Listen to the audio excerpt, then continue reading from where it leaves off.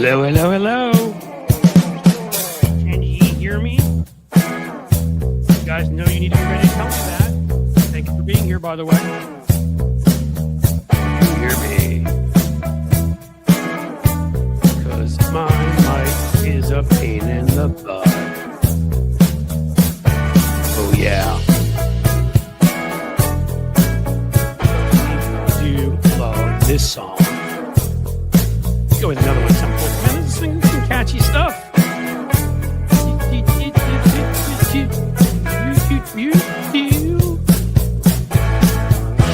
Right, smooth sounding. Thank you, Murkowski.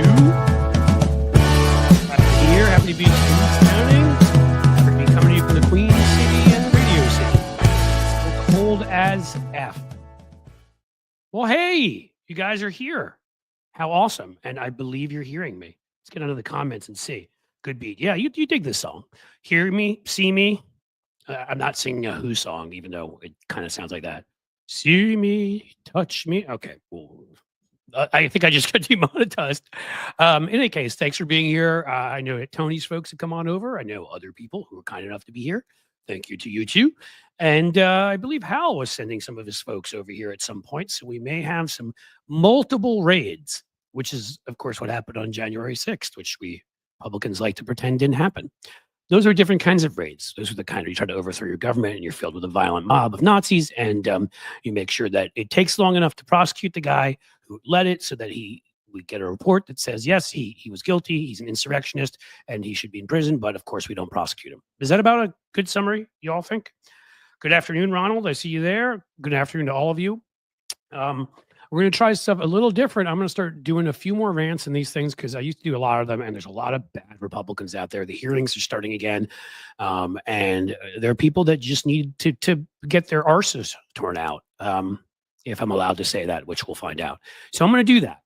I don't know what you guys saw yesterday, but let me give you a little rundown of the show. We're going to talk first about what went on with Mr. Pete Hegseth, who puts Brett Kavanaugh and Tippy and Diamond and Jingo and all of Kavanaugh's other friends he had on his calendar, he used to weightlift with when he was getting blackout drunk and harassing every woman around him. Yeah, we're talking about Pete Hegseth, who's kind of like that. And what went on, because everybody kicked his butt. But man, the women did a great job yesterday. Tammy Duckworth was, we have y'all from Kentucky, Petrazi, good state. I've lived and worked there. Mitch McConnell's terrible though. So we're going to talk about that, and then a little bit later, I'm going to do a bit of a rant on what Jasmine Crockett taking it to Nancy Mace, who's deserved to get it taken to her. We're talking verbally, of course, for the longest of times. So it was a wonderful thing to see. Let's start first with what went on with Pete Hegseth. The guy sat there and in front of numerous senators, Jack Reed, I should probably say. Let's start with Cliff's Note. As part of Cliff's Note, we're going to call these little rants here the Takedown, because that's what I used to call it. Let's take someone down. So, Pete Hegseth. Why is he nominee for Secretary of Defense? I don't know. He may have some naked pictures of somebody or something, because this man seems to glide through life like the billionaire class. Nothing ever happens to him. He's never held responsible. He is not allowed to serve as part of the National Guard protecting Joe Biden during the inauguration because he's so radical in what he said. And with his little Nazi tattoo, they thought he might be a danger to the president of the United States who was being inaugurated that day. But that was cool with Fox News. He ended up on their weekend anchor. And apparently there's a lot more he did wrong too, which we know because a lot of it was brought up during the last 2 months and during this hearing. Tammy Duckworth, however, was the star. Others landed punches, but oh my gosh. First of all, she asked him about ASEAN. Do you know any countries that are ASEAN? He's like, yeah, I know all the Asians, man. I know the country of Asia. You know, it reminded me of the part from King of the Hill. You ever see that, where their next door neighbor is like, I'm Laotian. And they're like, are you Chinese or are you Japanese? I'm Laotian. Are you Chinese or are you Japanese? I'm Laotian. What ocean? It kind of went like that.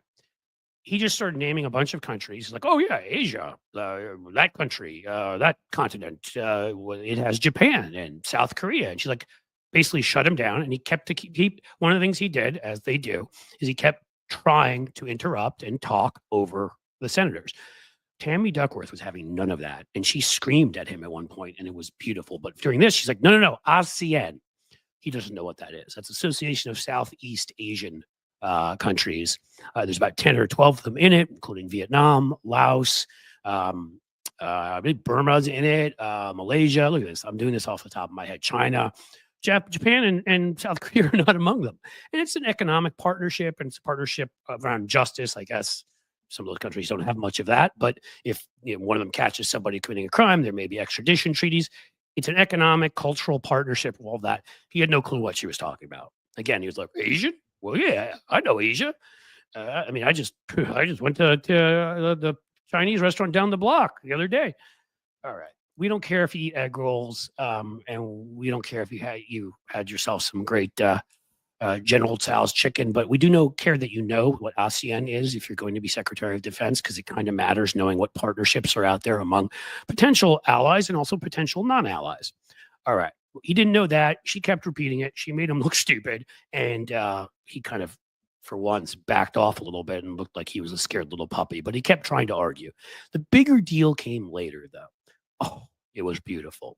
So Tammy Duckworth asked him if he'd ever been part of an organization that had been audited. She's like, you don't need to be an accountant. You just need to tell me if you've ever been a part of an organization that's been audited. I need a yes or no answer. He's like, and he wouldn't do that. He wouldn't listen to any of these senators. Earlier, at some point, Jack Reed kept mentioning different drunk blackout episodes. It's like, I don't remember which they are. And of course, Pete Hegseth kept lying and saying, well, that was just online rumor. I think it was all online smear was his answer to each of them.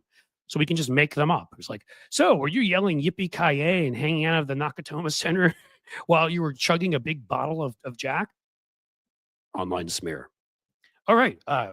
Were you running away from Clubber Lang in the ring and refusing to fight because you were scared your trainer hadn't trained you well enough and that you wouldn't be able to hang in there, that you were just a paper tiger at this point and not the same fighter you used to be while you were downing Jack Daniels from one cup and, of course, reaching over to the other one for a little Jim Beam? Well, that's just an online smear. And that's kind of how it went. And Jack Reed had about like a dozen of these examples of him on TV many times, on Fox News, at veterans organizations, drunk out, that too, blackout drunk. Again, he's like Kavanaugh, hangs out with the same guys, Tippy and Jimmy and Bobby Boo, and they work out and they drink a lot, and then they, say that it didn't happen. That's how you get Supreme Court justices and secretaries of defense that are absolute drunkards. But I digress. Back to Tammy Duckworth, who kicked the living snot out of him. Basically, she tore his skin off. She went at him on, have you ever been part of an organization that's been audited? Yes or no? He's like, well, I've run 2 fiscally responsible organizations. Yes or no? I've run 2, yes or no? And at one point she's like, yes or no? I mean, she literally screamed it at him and got louder. She's like, well, obviously you've never been audited. You don't know how to handle an audit. So you don't know what to do if that happens, blah, blah, blah. And of course she's right, because he had 2 organizations. I'm gonna make sure I get the names right. Veterans for Freedom. That sounds like a very right-wing one, probably, because I like those names. And Concerned Veterans for America. And in both places, numerous staffers accused him of, quote, financial mismanagement, sexual impropriety. And what was the third one? It was a good one. Let's get that one too. Intoxicated behavior. Yippee-ki-yay. So he was drunk on the job. He was sexually harassing women on the job. And was he pocketing money, or somebody else was? We don't know. But financial impropriety. That's what he was accused of in both places. And he was kicked out of both places, as in fired, shite canned, removed, catapulted, destroyed. Come up with your own name. That's this guy's record. We haven't even gone into all of it, right? I think we mentioned the Nazi tattoo. He has no experience, and that's what she was pointing out. She's like, you are not experienced to lead an organization like this. She didn't even go into the mismanagement and all of it. You've never been through this. You don't need to be an accountant. You just need to be able to say you ran an organization big enough that it would be audited and looked into, and that you knew what to do to prepare for that. But he would not do it. He would not give her a yes or no answer, so she just reamed him, and it was beautiful.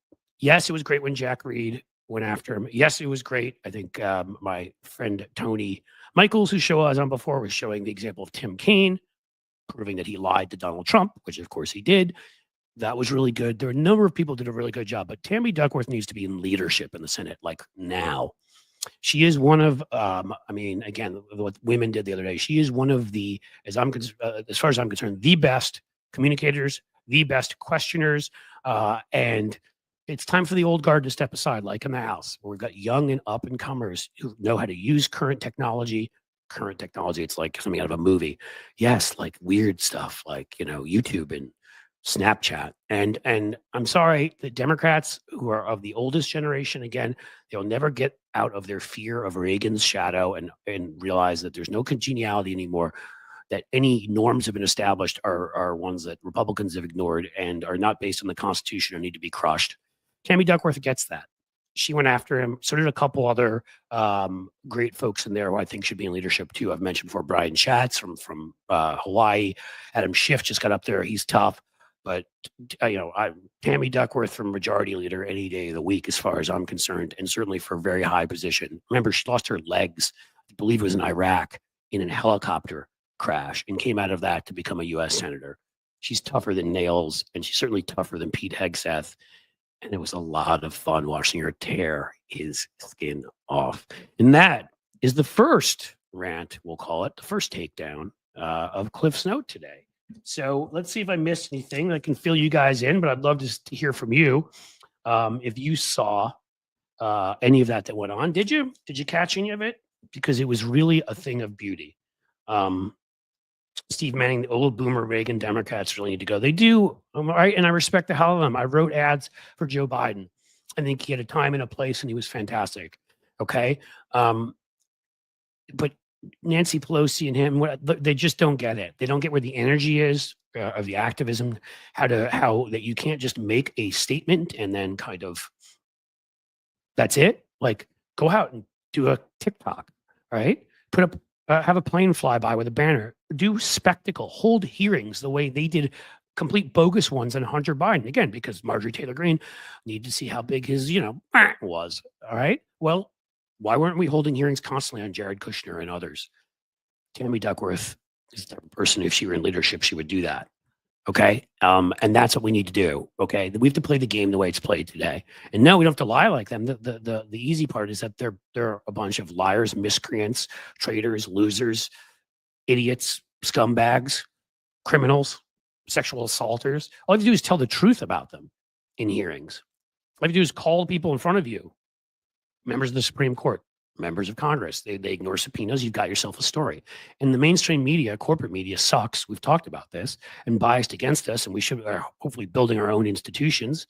I know this show is growing thanks to you guys. I know that my YouTube is growing. Please subscribe, by the way, thanks to you guys. But the fact of the matter is that the corporate media will cover spectacle because it gets clicks. Democrats need to understand that. Give them spectacle. Give them bread and circuses. Provide, you've got hearings where you could do that.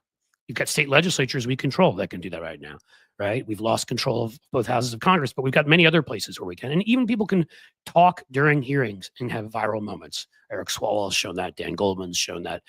Jasmine Crockett, Stacey Plaskett, she was amazing when they had the vote for speaker and pointed out that 4 million Americans had no vote there because she represented the U.S. Virgin Islands, which of course gets no vote. Neither does Guam, neither does Puerto Rico, D.C. So that's what Tammy Duckworth did. And I mean, honestly, Pete Hegseth looked like just sort of a sort of lick spittle pile of puke when she was done with him. Like he was sort of flattened out and dripping off of the desk. She owned him. It was gorgeous.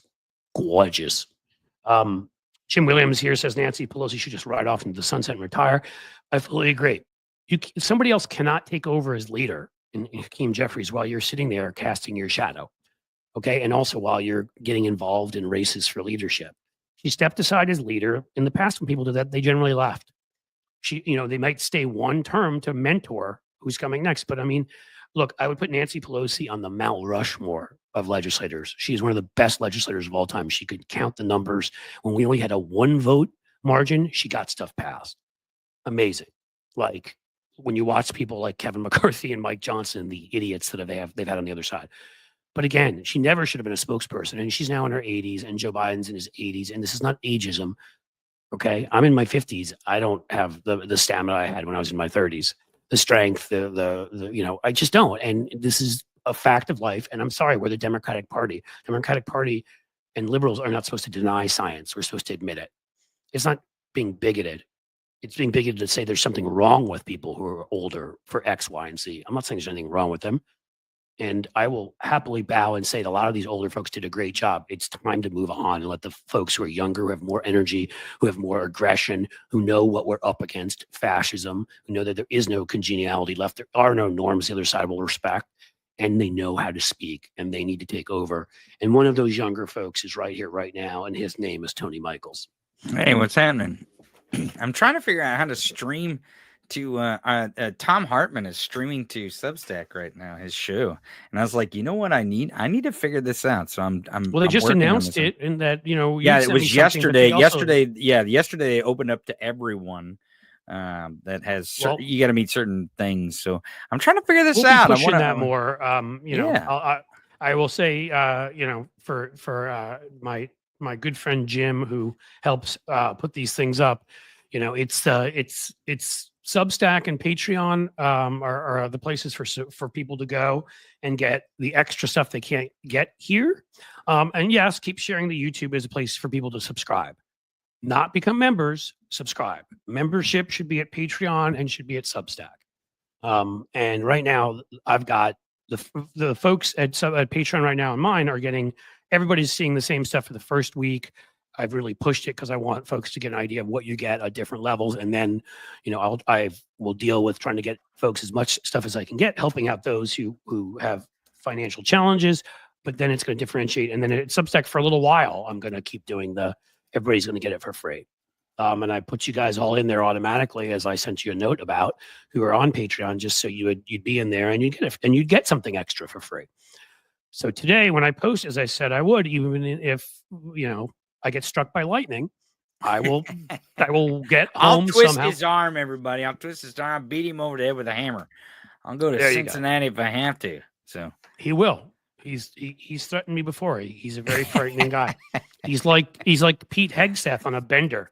After, you know, Hegseth is, you know, after Hegseth is doing like you know, a vodka chaser to his rum and gin. You know, this is why I don't knock him on drinking alcohol so much, because I you know, Wednesday night is my karaoke night, so tonight is my night to go have a few drinks. So I don't disparage anyone who has a few drinks. Now, you know, if someone's running our national defense system, it's probably not a good idea for them to be loaded all the time. You know, every now and again, you know, I think it's all right, but if it controls your life and controls every aspect of your, you know, rather. You're having children with people that you're not married to while you're married to someone else. That probably, I don't know. That might, well, that the might kind be of thing effect. That if you were in the military, that you would get court-martialed for. You mean? Right. Exactly. That might be. I mean, right. That's what would happen. So we would have a commander-in-chief and a secretary of defense who both are actively have engaged in behaviors that would have any other member of the military court-martialed, and we're going to sit there and say that those are the types of people the military is going to want to listen to. You know, I mean, they're going to, that's their role models. Their role models are do it if you can get away with it. And the thing about Hegseth, I want to be very clear. I'm not judging his drinking at all, unless it's stuff that gets so dangerous that he's driving drunk or he's, you know, wandering out in the street, like, you know, like Brett Kavanaugh drunk. Here's what I am talking about though. He got drunk on the job, and I talked during my rant before he got here about Jack Reed named about 8 different incidents where he had to be carried out of public places, either Fox News while he was on air, or these 2 veterans nonprofits he worked at, where he also was accused of sexual harassment, accused of financial mismanagement, and, you know, and accused of being intoxicated publicly. He had to be carried out a number of times from places where he was either on TV or in front of those who worked under him, his employees. No, that's not okay. That's different than your karaoke night. I can go to my karaoke night if I had one, which I don't. But if I did, you know, I mean, I once went when I first met my wife. We were in Kentucky, actually, working against Mitch McConnell, and we went to a karaoke night, you know, and I sang The Gambler, and I probably almost lost her forever when she heard my voice. But I was hammered, and there was no problem with that because it was karaoke night. This is very different, you see, Tony, than being hammered while you're on TV. Right. Never did that. You got to know when to hold them. Know when to fold them, know when to walk away, know when to run. That's you know, that's actually one of the songs that sometimes I sing is Kenny Rogers, The Gambler. I do too. It was funny. I messed it up back then. I didn't know it as well. So I think when the change happened, you know, like for the chorus or whatever, my timing was all off. But it happens. Point being, It should happen if you're karaokeing. My point is simply, I am absolutely, as I've joked about the bottle of rum up there, which somebody gave me, and I don't even really like rum, but I love tequila, I like bourbon, and I love beer, and I like wine. Those are probably the four. And I don't drink like constantly. I don't drink at home. I don't judge anybody that does. Alone is not my thing. Once in a while it can be, but not usually. But when we go out as a family or I go out with friends, yeah, I have a couple drinks. And okay, maybe I tie on a buzz. There's nothing wrong with that. I'm not breaking any laws. I'm not causing any trouble. I'm not doing anything. That's very different than Pete Hegseth. It's very different if I was like, I have a job at Fox News. I'm like, hey, everybody, I hope you had a good summer, man. I love you. I love you, man. I love you. If I did that, then rightfully people be like, maybe that's not the guy that should be leading the Department of Defense. Or if I showed up to my veterans nonprofit, like, hey, I've been looking at you, honey. You're looking kind of hot. How about you and I go, and I know the passwords. We go in there and maybe steal about $20,000. Go to Boca for the weekend. You know what I'm saying? Yeah. If I'm doing that too, also a problem. And that's what we're talking about here. We're not talking about whatever the hell he was doing in his private life. Again, I don't care about that unless that spills into your public life and that if you're driving and jumping in a car and crashing into people, yeah, that's a problem. And if you're so drunk that honestly you're causing public mayhem, that's kind of a problem too. Again, you're held to a higher standard when you're going to be the Secretary of Defense. Kind of like when you're going to be on the Supreme Court. It is different. You know, you can get away with even more of that behavior. I mean, people forget that a Secretary of Defense, a potential Secretary of Defense, was blocked. John Tower, Republican, was under Reagan, or I think it was under H.W. Bush. They would not let him be because he had a history of being drunk in all the wrong places at all the wrong times. But again, that's how the sort of metaphor of the boiling frog gets us to where we are as culture changes slowly. And then Donald Trump gave it a big kick in the arse, to move it to a point where the most gauche, gross, criminal, sexually harassing. I mean, there's nothing that treasonous. There's nothing he hasn't done, and that changes the society. We had certain standards, certain actual norms that were good. Like we won't elect a guy that's a convict. I thought that was a pretty good one. Not electing a felon. We won't elect a guy who went with our chief enemy and told translators to leave the room and sat in a room and privately talked to him. Among 20 other ways we know from 16 different intelligence organizations that the guy tried to help him win. That would be another problem, and he accepted that help. The guy that had 20-something women make charges against him has been adjudicated a rapist in a civil court.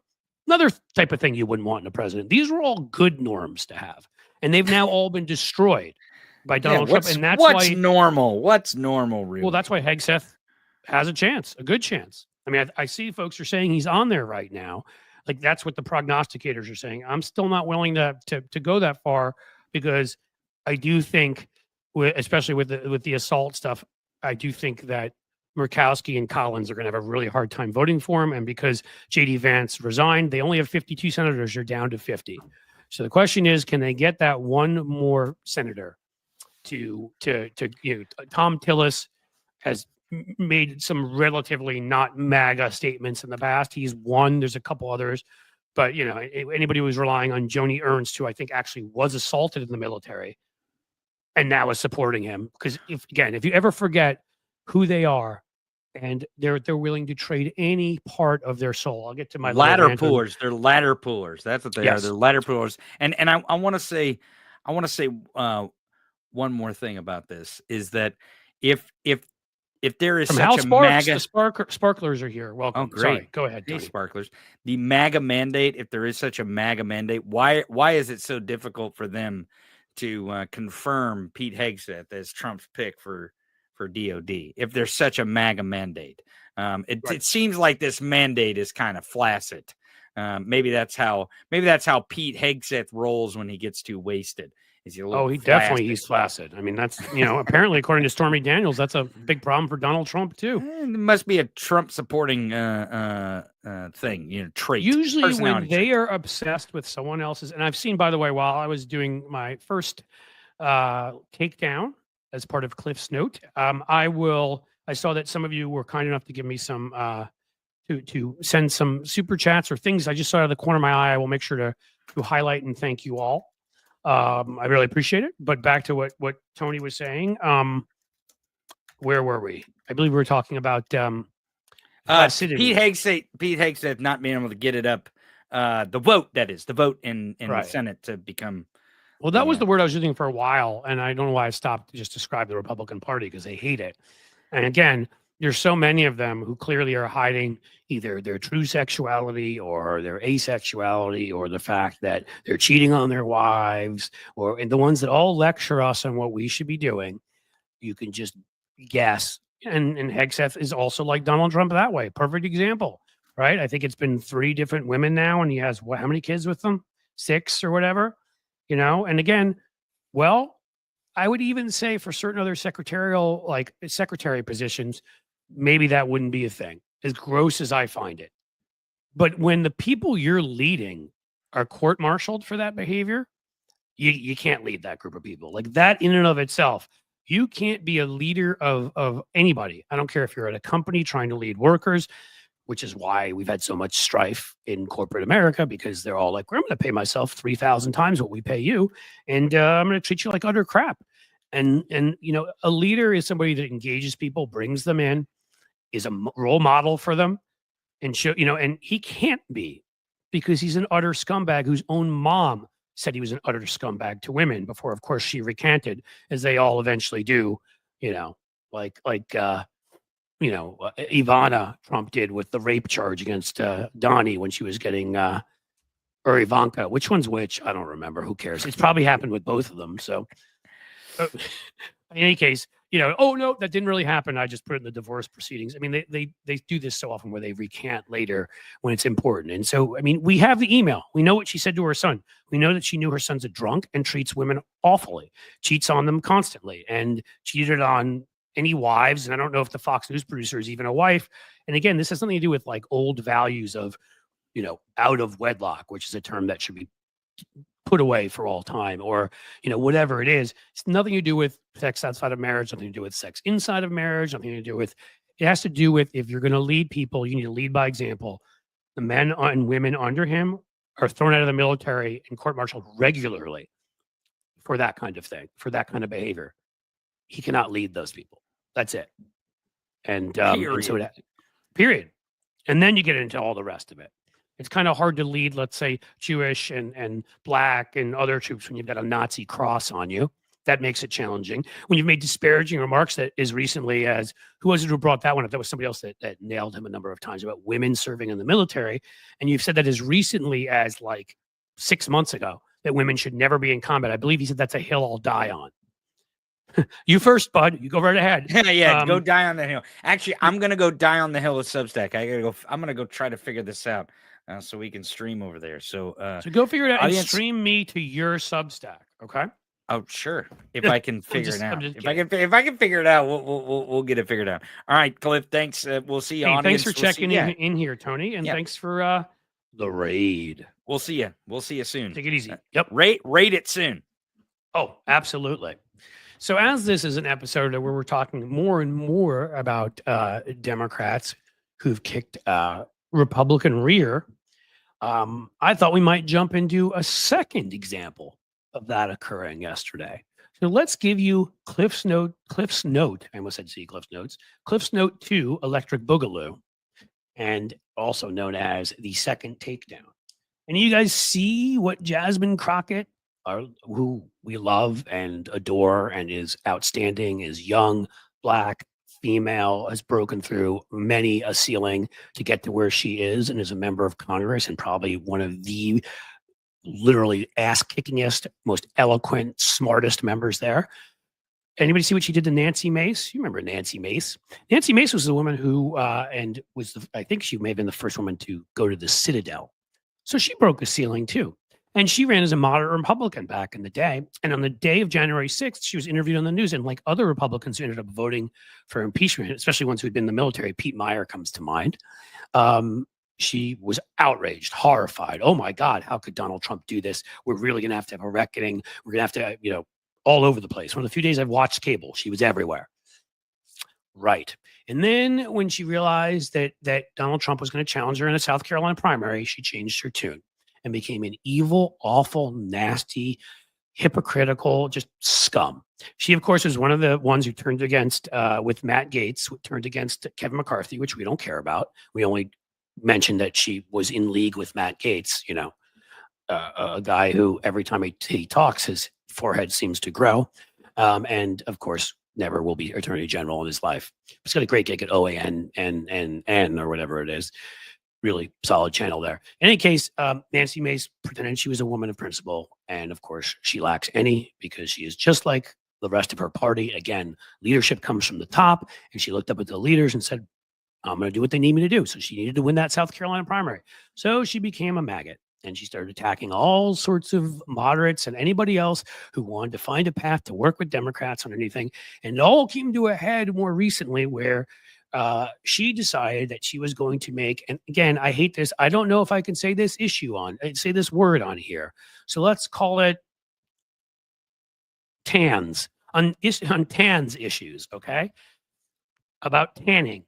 She didn't want she purposely, so she could stick out and she could get support from the worst reaches of her party, the most bigoted, just disgusting, one brain cell, like needing a sponge bath very badly, kinds of members of her party. She wanted their support. So, we got to make sure that there's a bathroom for men and a bathroom for women. Like, she made this a deal with everything else going on out in the world with climate disaster and things going on in California that started before California, but still with, issues of kids being shot in schools, with all sorts of the terrorist attack by ISIS in North New Orleans. Now she's worried about bathrooms, and it's about one member who's elected who she does not want to allow in the women's bathroom. So tans. That's all she could talk about. She can't shut up about it because and Jasmine Crockett called her on it yesterday. First of all, have you ever seen Nancy Mace walking around the Capitol? Like, did you ever see that picture of her in that sort of weird dress where her legs looked like two pogo sticks? Is there something wrong with her that we should know about? Is she doing something to herself? Is she harming herself in some way? And I'm sort of half serious, because there's something wrong with her, because those didn't look like legs. As I said, they looked like pogo sticks. And am I being mean? Yes. Does Nancy Mace deserve it? Yes. I don't feel bad. But I digress just a bit. So Nancy Mace was in committee, and they're having a hearing, and Jasmine Crockett is there. And Jasmine Crockett struck out against her and said, well, I know some people in this committee desperately need campaign funds, so all they can say is tans all the time. But listen, child. And she called her child, as in child. And that's just an expression, as we all know. But when you're a Southern white lady, you don't accept an expression like that from a black woman. Well, you're the one who gets to call them child, right? I mean, God forbid she call you that. So Nancy Mace blew her spadoinkle all over the place and started screaming out, don't you call me child? How dare you call me child? I've broken more glass ceilings than you have. No, you haven't. You broke that one at the military. Think about everything that Jasmine Crockett, as a young black female lawyer, had to accomplish. And if you acknowledge anything of your South Carolinian roots, there's probably a 50-50 chance that your family going back long enough may have owned people like Jasmine Crockett. So you benefited a good chance from their labor, and Jasmine Crockett's family had their labor stolen from them. If she's from this country going back far enough, I don't know both of their histories, but did not acknowledge, she's going through a hell of a lot more than you, Nancy Mace, you clown. So the clown who sells out all of her principles and has the pogo stick legs decided that she would, yell at her and scream at her. Oh, Nancy Mace, Jasmine Crockett, you don't know who you're talking to. I've broken ceilings. I'm not scared of you. I mean, she's just yelling all sort of random crap back at her, and she didn't realize who she was dealing with. We know who Jasmine Crockett is. Remember the 6 Bs? We even have a t-shirt, by the way, if you want to check out the merch store, where we have it on a shirt. I got to make sure I get them right, because I always forget them, right? Bleach blonde, bad built butch body. Bleach blonde, bad built butch body.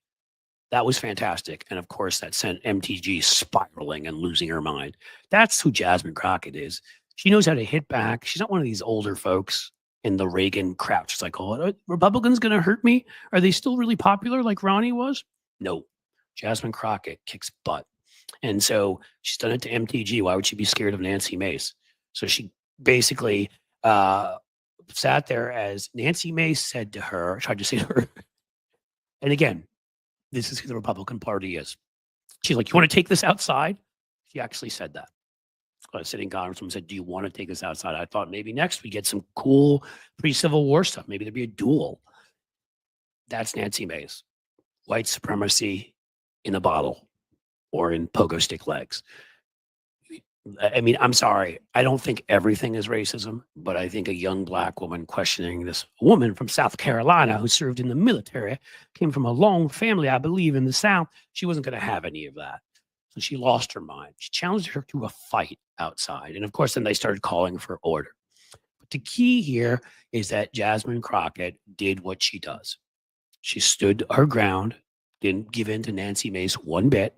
She called her out for the scumbag she is for attacking a group of people and cruelly trying to go after this group of people and make them your punching bag.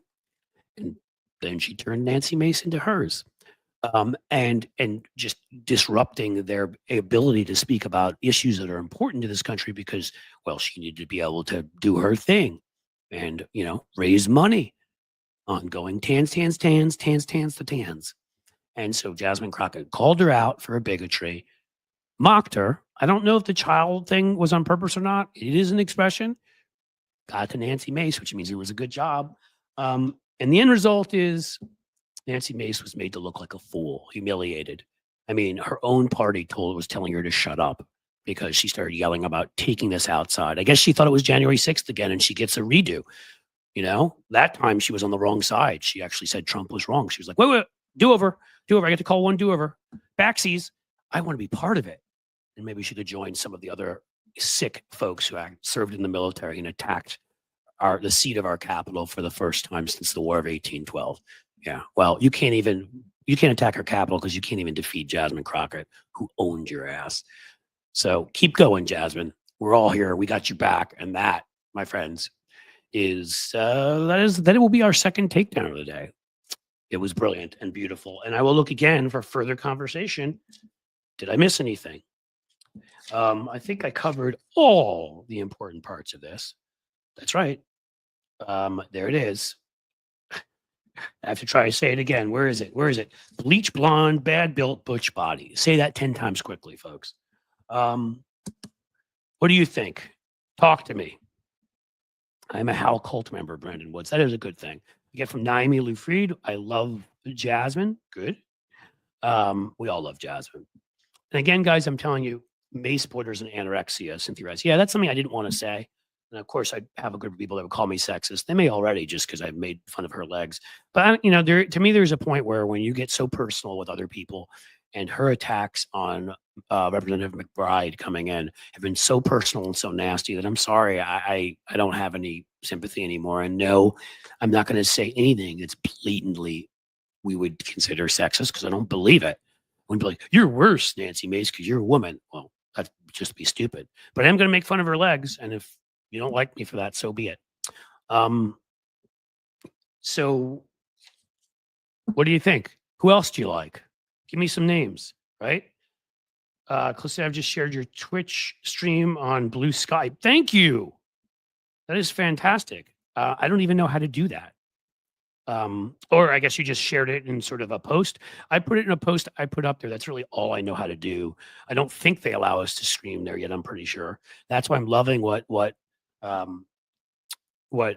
Tony was saying about Substack. I may add Substack. I may add Patreon. So if people want to go through Patreon to watch this, they can do that and stream there. I'm going to see how many places I can stream to. I know TikTok allows you, but I'm not going to do anything with TikTok till we know what the final result is there, because there are some big arguments on both sides. Yes, if a company is handing over all sorts of data about us to the Chinese government, who is evil and awful and known, they're not communist. They're kleptocrats, just like Pooty Poot and Donald Trump and whatever. Then yes, that's a problem, and we can keep TikTok. I would be happy to. They can't own it.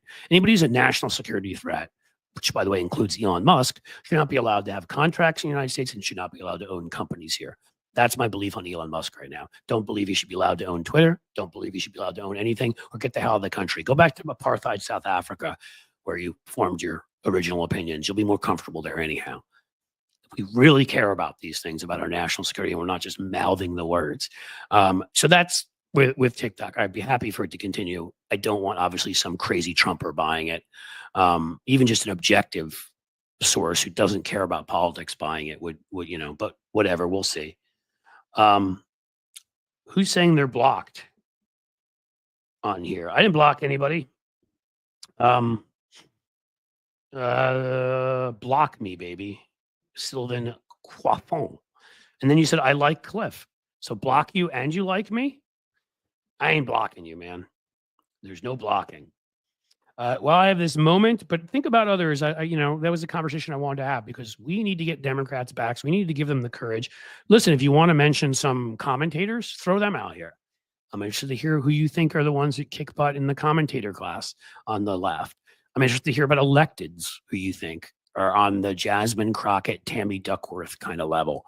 I've highlighted a number of them. If you were to say Eric Swalwell, well, you'll see plenty of videos in my channel there. Dan Goldman, yep. Stacey Plaskett, you'll see those. Jamie Raskin, you'll see those.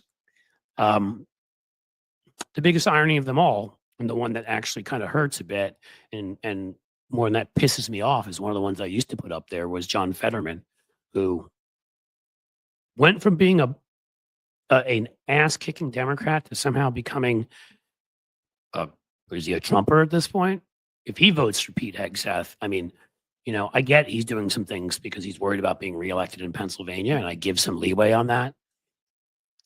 You can even say you're open-minded to certain Republican nominees. I don't care if that sounds better back home in Pennsylvania, but my God, if he casts a vote for him, that's it. It's amazing. And actually, when I see Jonathan Black, is it saying Fetterman had me fooled? He had us all fooled. I don't think it was fooling us.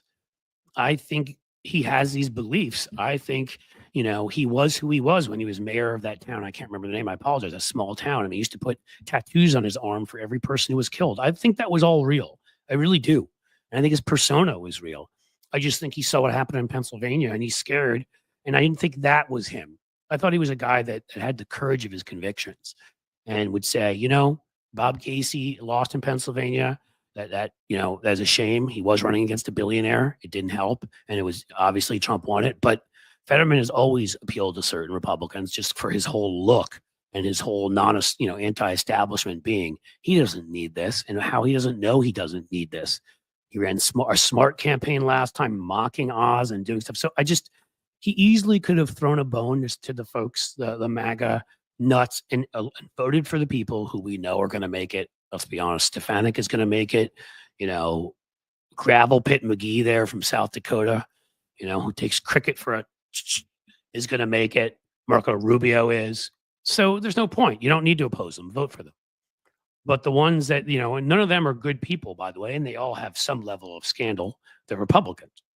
But they're not on the same level as Tulsi Gabbard and Pete Hegseth and Kash Patel, who are all dangerous. And if you want to say you're open-minded, you just say, look, I've seen a lot of stuff. He doesn't look good. I don't think he doesn't seem like the type of person we should have running the Defense Department, particularly when it comes to his lack of experience. But I'm willing to sit down and talk with him. I'm good with that. I think they all should sit down and talk with these folks. I think that's the way it's supposed to be done.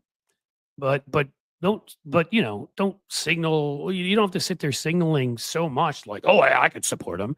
And then some of the other things he said about the case in New York being ridiculous. No, Trump broke the law. And maybe that case shouldn't have been brought against Trump because maybe sooner we should have brought the Jack Smith case and the ones that, yes, were a bigger deal than paying off a corn star, if you will. But that's the case we had that was working. And this man is a felon and that needed to be done.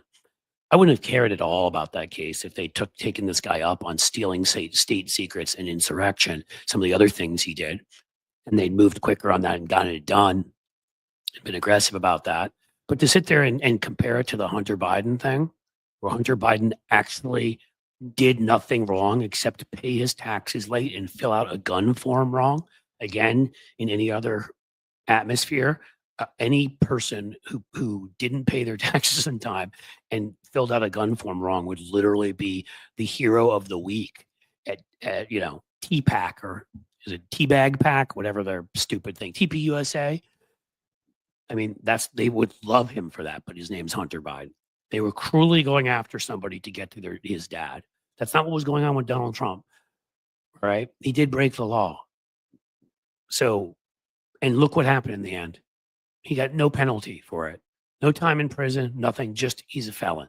That's the only penalty he got for it. So, for Fetterman to come out on that, I don't know, again, it seems that sometimes it's Occam's razor with these things. He's trying to get reelected in Pennsylvania, but who's advising him now that he thinks he has to do crap like that? He could even work with Trump on a couple of things when Trump's president that are beneficial to Pennsylvania, okay? And not sit there and say, Trump's a great guy and blah, blah, blah, work with him on things. And now, that and some other things would be enough to get him reelected. He doesn't need to do this other crap. And frankly, it's pissing me off. I was happy to get rid of Joe Manchin and Kirsten Sinema. We don't need a new one. And frankly, he's going to lose in a primary if he keeps doing it. I mean, that's what's going to happen. Because there's a lot of political talent in Pennsylvania. So, via con Dios, my friend.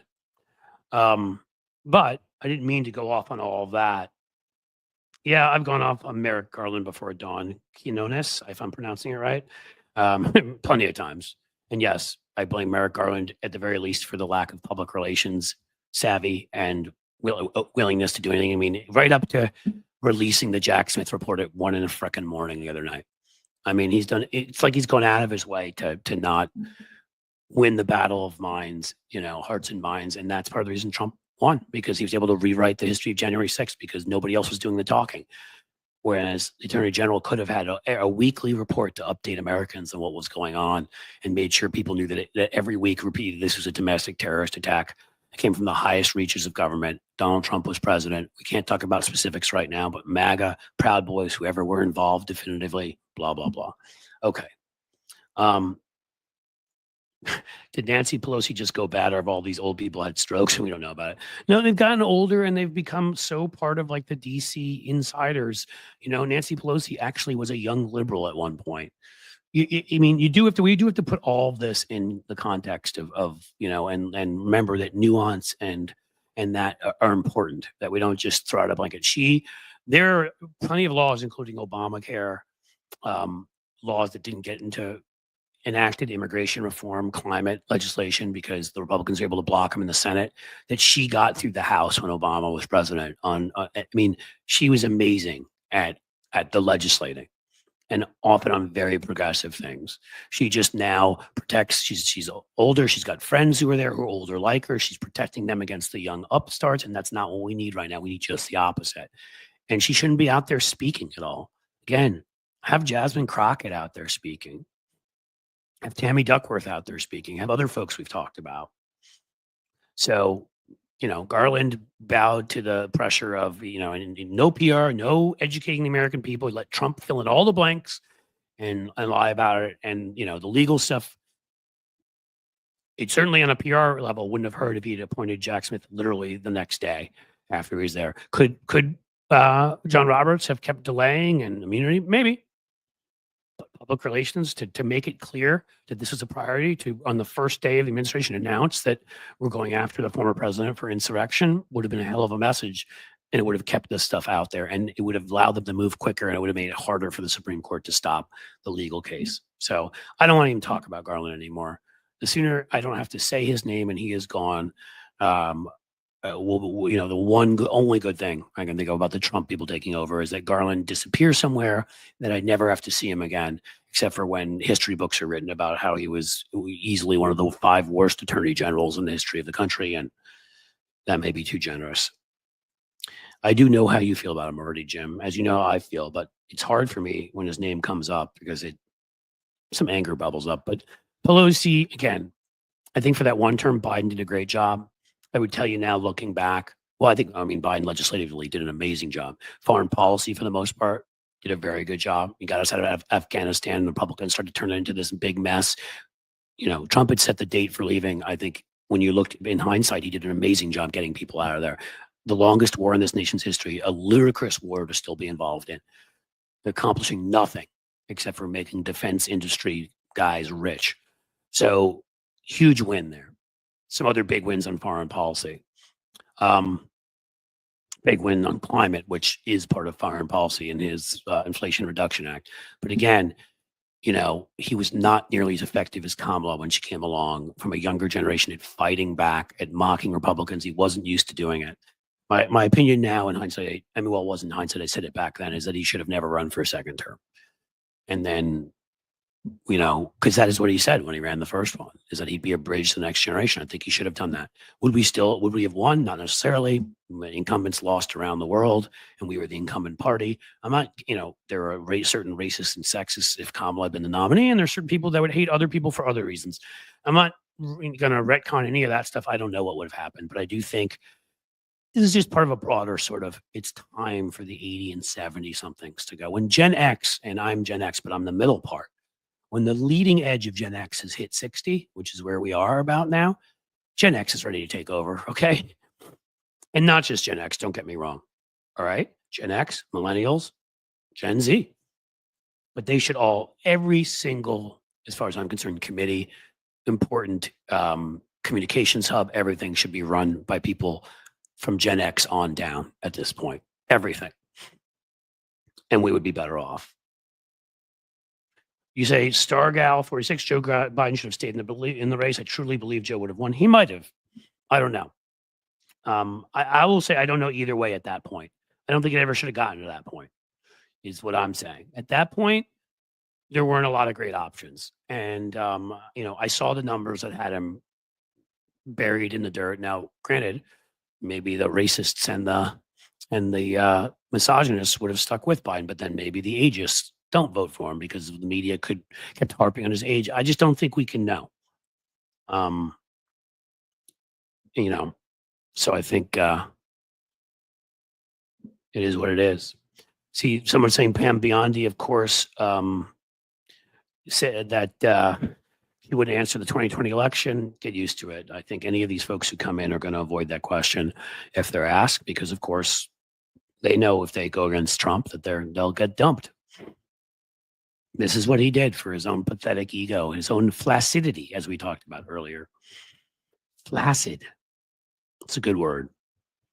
And overall, as Nikki Oliver said here, President Biden was a good president. The only area he failed is in understanding that right away that key norms and developed norms over years that were not constitutional needed to be dropped. I believe that he had a historic presidency. His legislative record, I mean, I'm not sure it certainly matches LBJ's or FDR's. I mean, and he didn't have the majorities. The Inflation Reduction Act, the stimulus bill to get shots in arms, the infrastructure bill where he got Republicans to come over in their own self-interest and pass this huge, which we needed, our infrastructure being upgraded. The first gun safety bill in 30 years. And yes, it wasn't nearly enough, but it closed two very bad loopholes that save lives. And that's what that's about. Did I say the Inflation Reduction Act? I said it earlier. I may have said it again now, that had so much great stuff in there, like the climate stuff. It also had, that bill also had the one of the most important things we've been fighting for 30 years in DC and stopped by mostly Republicans, but also some Democrats from pharmaceutical states, being able to give Medicare the right to bulk negotiate like every other country has for prescription drugs, and like the Veterans Administration has. And that's cut the price for seniors by 40%, 50%. That was huge. I mean, legislatively, there's no question. I mean, I think you'd look at him legislatively and you give him an A+. I think you'd look at him foreign policy wise, you give him a B+ or an A-.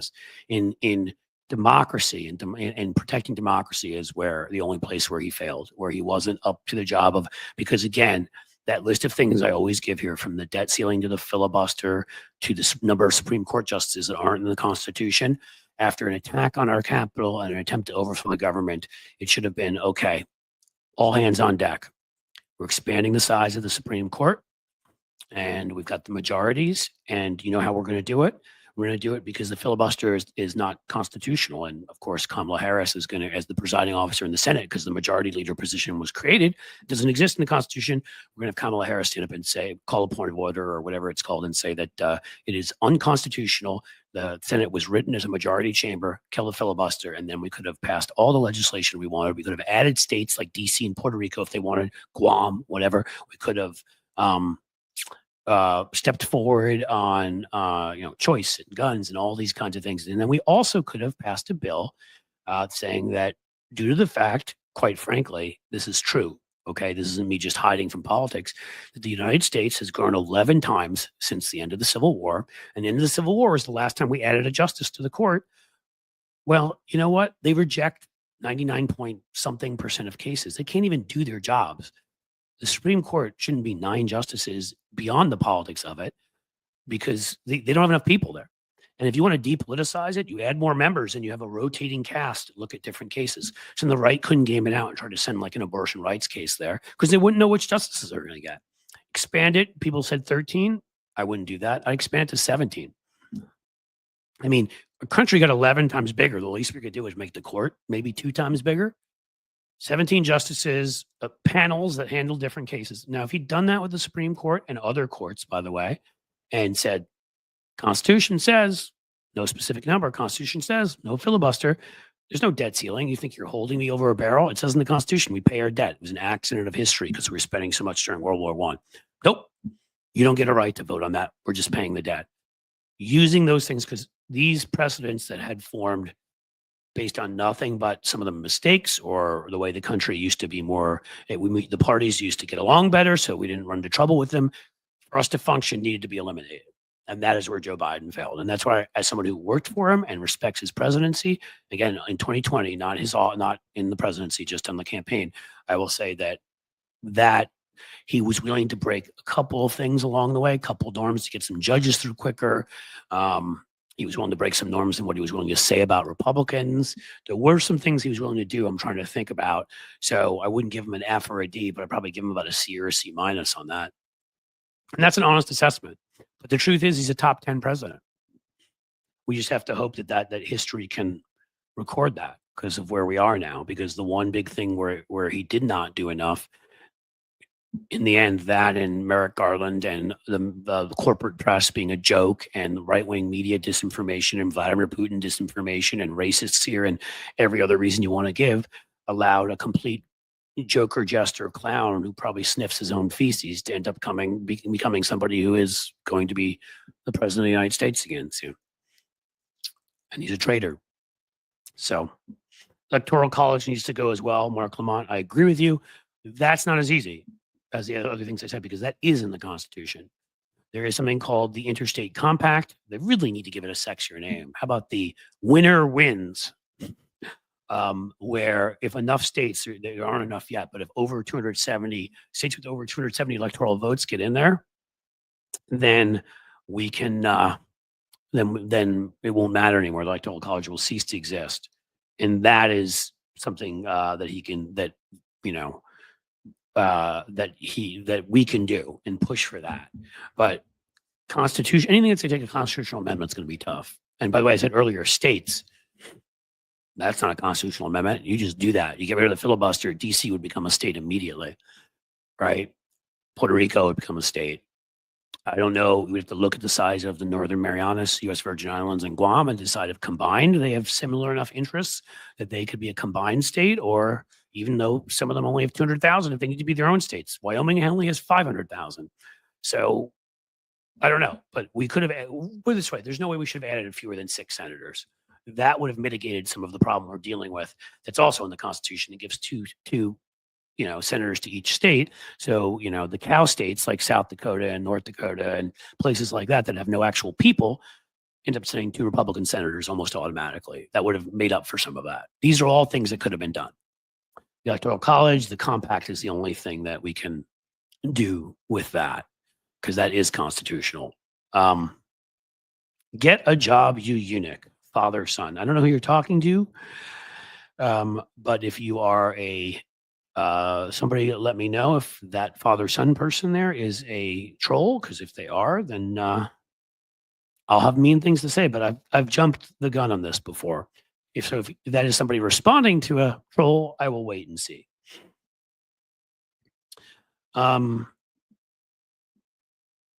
But if it is somebody somebody who is a troll, please have them removed to the room of shame.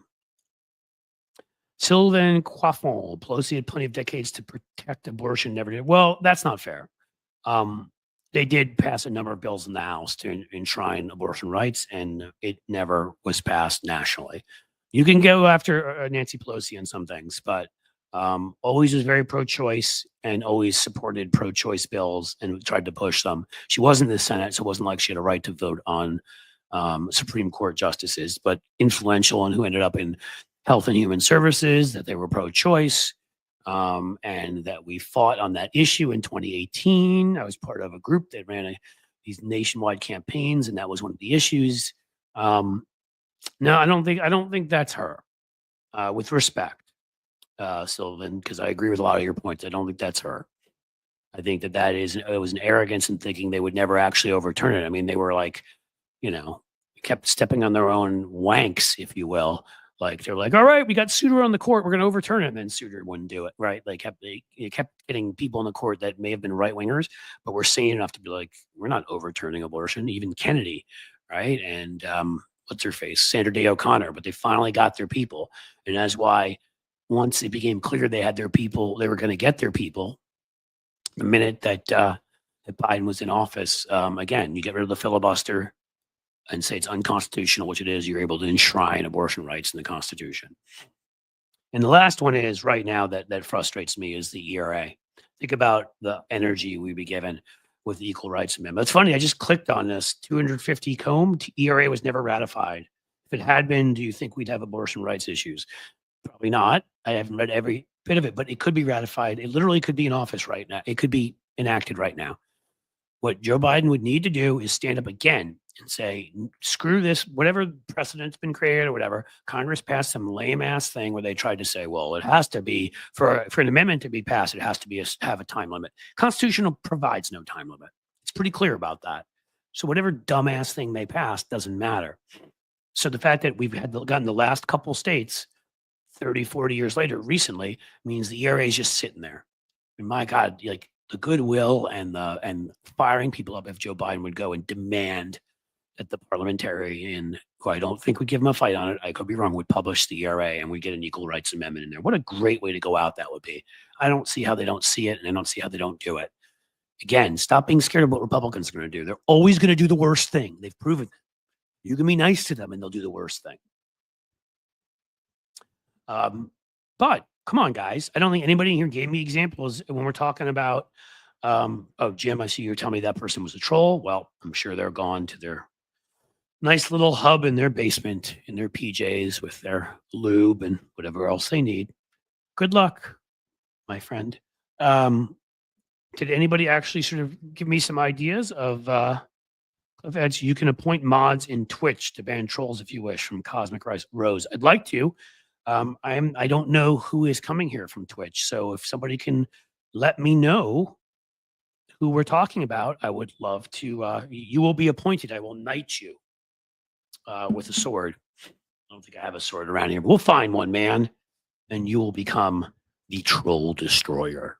Yes, I'd love to have mods over there in Twitch. That would be helpful. I do have one friend who works with Hal also, whatever, who's offered to be a mod here. I meant to put her in touch with you, Jim, Andrea, and I don't know if Andrea's in here right now, but if she knows how to do it at Twitch, we could have her do it there, I guess. I'm still not an expert on this, so I guess you need different mods in YouTube than you do in Twitch. Is that kind of what we're talking about? Don't know. What I do know is, did you guys give me any other names of people that are badasses? Oh, the governor of Washington State might be in DC sometime in the future. He's a badass. We get that from Damon A. I am now embarrassed because I don't know the name of the governor of Washington. And I should, but I don't. I can't know everything, folks. And by that, I mean most things. Is Jay Inslee still there? No, this is final address, I guess. Governor McGee said to deliver his. So is that the new governor, Governor McGee? I assume McGee is a good one, good guy. No, that's Rhode Island Governor Dan McGee. Why did that show up in Washington? Hello. Why don't I just let you guys tell me whoever the governor of Washington is? J.B. Pritzker in Illinois, the Bob Ferguson. Okay, I'll be looking at Bob Ferguson. You guys can tell me who to look for. Mel Welker, were you ever go on the Vanguard? I assume you're asking me. I got to be honest. I've heard of it. I don't know exactly what it is. It sounds like a show that would be further to the left than me. And you know what? I go on it in a second. I've said before, I'll go on any of these shows further to the left. I mean, as long as people are debating in good faith, I'll debate them. And maybe I'll agree with them on some things because I consider myself to be pretty much a social democrat. Trazi asks a great question here. How's Aftab as mayor? I knew Aftab before he even run for clerk of courts here. I've known him for years when he was a young up and comer. So it's hard for me to be objective because I like him a lot. But I think overall he's done a pretty good job. I think, we just had a massive snowstorm. It seems like things were handled pretty well. Streets were cleared pretty quickly. He made the one mistake, which some of you will laugh at. And I listened to a dumb New York political consultant. I know who she is. She's been in tabloids. I'm not going to say her name, but I bet a lot of you will know who I'm talking about, who told him that he should talk trash about the Kansas City Chiefs because the Bengals had beaten them a couple of times in a row. And he referred to Arrowhead Stadium in, which by the way, shouldn't be the name of a stadium, but I digress, in Kansas City as Burrowhead Stadium, Joe Burrow, our awesome quarterback. And then we lost the game and that pissed a lot of people off. So, that was not necessarily the most politically savvy move, but he's made a bunch of others. He's a charismatic guy. He's pretty likable. I so far, I think things have gone pretty well in the city. We've had ongoing problems. We have a child poverty issue here. Crime, I believe, is not terrible. It's here more than the city's the right likes to talk about. We have some crime, but it's not, but I don't think it's gotten worse. But feeling overall is, I think he's a good guy, a charismatic figure. He gives people here a lot of kind of confidence. Maybe we'll have Aftab on. That would be fun to have a mayor of a city in the Midwest on. And why not have one from the city I'm from? Talk about stuff. Who else we got? Dusty Smith. Who's Dusty Smith? Jeez, guys, you're making me feel like I'm ill-informed at this point, which perhaps I am. We did have an election. Lots of stuff happened. Mark P. Somebody has here. I don't know if that is I'm looking for you. And I'm just so you guys know, I'm just looking through here. See if I missed anything. Okay, I went back all the way back up to the trolls argument and all of that. So I'm coming back down because I don't think I missed anything. What else you got for me? Yes, thank you for this. Cosmic Rose. I almost said rice. I like rice. It's very, just kidding. Yeah, again, still, I'm not asking for memberships there. That I want a Patreon, but I'm asking that you go. Our subscription numbers, I would say to anybody who's watching this right now, our subscription numbers have been stuck in mud. We got to 100,000 or so about a month and a half ago, maybe, and have gone up and down. They crushed some. Andrea is here. I see her. They crushed some of our. I guess they were bots, but YouTube doesn't tell you anything. And so, if you guys could all help jack up that algorithm again, like anybody here who is not subscribed, can you please go here and subscribe to my YouTube? If we got 50 new subscribers, let's just say right now, 100 new subscribers, 20 new subscribers. I'm going to ask you to do it right now if you can. If you're watching this, please go do it. And no plaque still, right, Jim? I think they're now I'm over 100,000 for the third time, so now they're going through everything again. And I'm not going to even ask for a plaque until I know I'm staying over 100,000. And if I'm being honest with you, I don't even care that much, right? That's a status thing, and I'm not that into that. It will be cool because I guess it'll feel cool for me as an accomplishment, but I don't want to go. I'm not big on showing it off. I care more about the fact that over 100,000, they give you the blue check so that you are you, and it is determined that I am a real human. I'm a real boy, a real boy. And I like that they let you sell your merch on YouTube. Makes it easier for me to share it with all of you. Though I've said if they by doing that they say that's the only place, I will not do it because again I want the stuff to be out there in various places. But I do want that blue check. Just it makes it easier. People know I'm not some fake. And I want supposedly after 100,000 you're supposed to take off. Can you use Patreon from Australia? Mel Welker is asking. Of course you can. I don't think. Do not think, Jim, if you can share the Patreon again, Mel, if you jump in there, I would be so appreciative. On Patreon, I do not believe there is any Australian policy that says Patreon is dangerous to wombats. I think you're good. Hello from down under. I try to do my best down under, but you know, I used to be able to do it better when I did it more. What's his face does a great job of it. Ryan Reynolds, if you guys are Deadpool and Wolverine fans, oh my god, when he does Hugh Jackman's accent, it's hilarious. Got a couple of small boys down under. Okay, I'll stop. So yes, please, please, please, and I'm gonna say again, please, please, please. Although I guess you said YouTube, become a member. Yeah, become a member of Patreon. Member of Patreon, subscribe to YouTube. That's what we want. That is the perfect thing. And then, you know, Substack, I haven't even written my first post yet. So I do want you guys to go there, but it will be today. I told you, rain or shine or a large asteroid heading towards just Cincinnati. I'll get the post up there. Sign up for all of those. Are you Discord Cliff's Edge 0? Well, that's interesting, Stargal, unless someone set it up for me, which they may have, because Cliff's Edge 0 is what I am at Twitch. But I was not aware I had a Discord. So maybe somebody got very aspirational and moved ahead of me and set that up. But again, you know, and Discord, I've heard enough that down the road, I can see doing that. But like right now, it's tough enough managing. I mean, TikTok may be gone, right? Instagram, I'm not so hot on getting involved with right now because I hate Mark Zuckerberg like the fire of 10 billion suns and all of his pent up energy when he was an incel in high school and college. That's how much I hate him. But I may do Instagram eventually, but I'm not running to do that. But the platforms I'm on, I've got to keep, you know, YouTube humming along smoothly. I'm not even still right now. I'm going to have somebody help me get enough stuff up on the community wall so you guys get good memes all day and other writings of mine. I've got to, for the existing YouTube members and people I'm sending over to Patreon, I've got to get constant stuff up there. And I feel like those are great places for community. And I feel like Substack, again, is going to be a great place for community. You're in direct contact with people. I'm on Blue Sky too.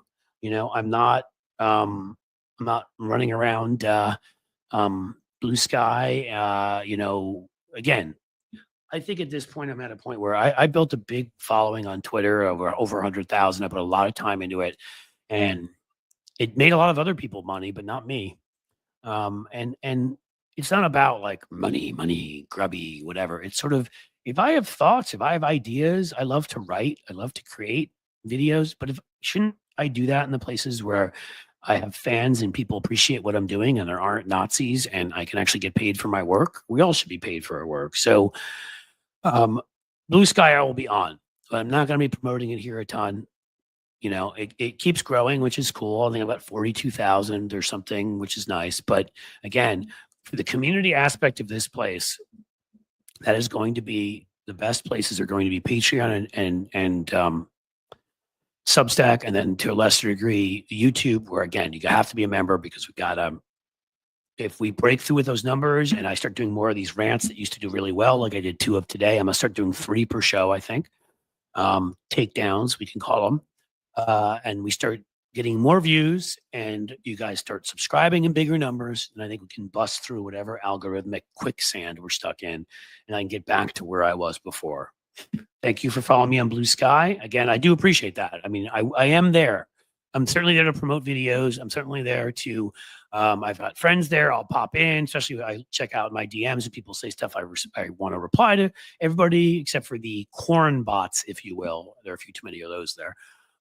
But also I'll share some stuff there. It's just, you know, you can join Patreon for free and get some of what I do. You can join Substack for free and get some of what I do. So, and then yes, there will be pay levels too. Patreon sooner, Substack eventually to get even more of what I do. And you'll always get this for free. I kind of feel like I'm in a lot of places. Don't know if I'm going to be in TikTok or not. Leaving that for now. Instagram, as I said, leaving that for now. Facebook's the whole mess where I initially let friends and business people on the same page and it needs to be decoupled because I don't need to send personal stuff to people who I don't know. And there's a lack of security there. I'm sorry. I'm pretty protective of my kids. And then I don't want to send political stuff on pages where I have certain relatives who I have to deal with, whether I like it or not. And I don't need to get into wars that upset my family. And let's leave it at that. So maybe eventually on there, but now, and again, it could be Discord, but Substack, Patreon, YouTube membership. No. Let me try that again. Substack membership, Patreon membership, YouTube subscribe. Subscribe. And as Chipmunk Milk says, corn is hot. By the way, have you noticed yet? Some of you guys are kind enough to give me some super chats and stickers. I have not asked for anything yet. I'll say now, if anybody is so inclined, we still have time. I'm not leaving and going anywhere, so I'm not doing my Jerry Maguire, but every little bit helps.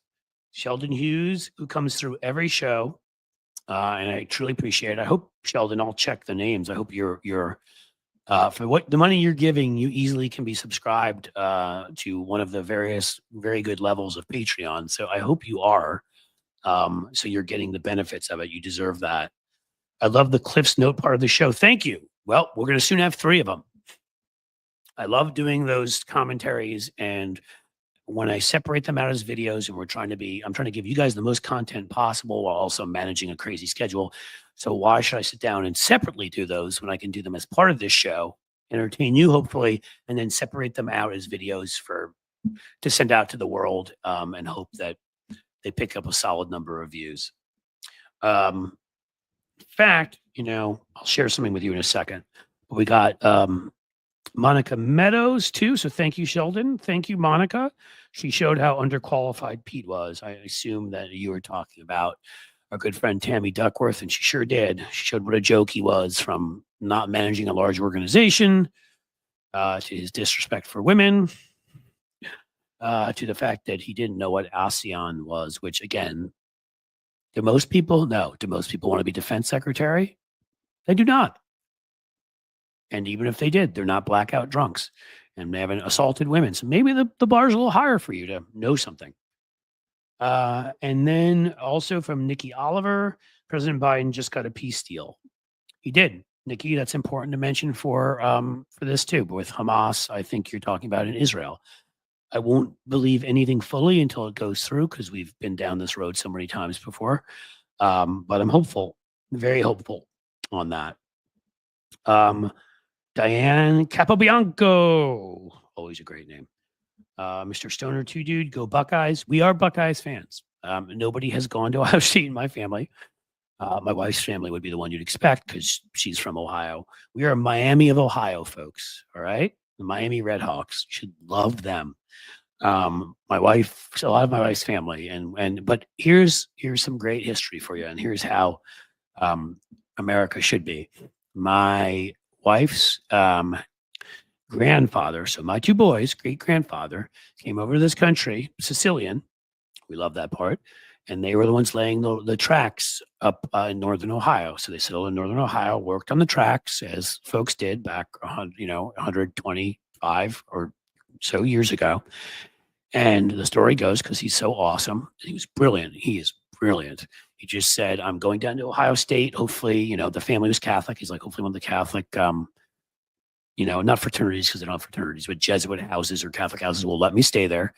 And I'll either be back in 4 years, or I'll be back tonight if they reject me. And again, stories always have a little bit of myth in them. He went down and didn't just get his undergraduate, but got his PhD in finance, and was a finance professor at Miami in Oxford, Ohio for 40 years. So that's our connection there. But because he was a Buckeye, that's the one person who was in the family. And so we love my wife's grandpa. He's 96, and knock on wood, still doing well. And so for that, I will always, even though I don't care generally, but just for him, I will root for the Buckeyes forever.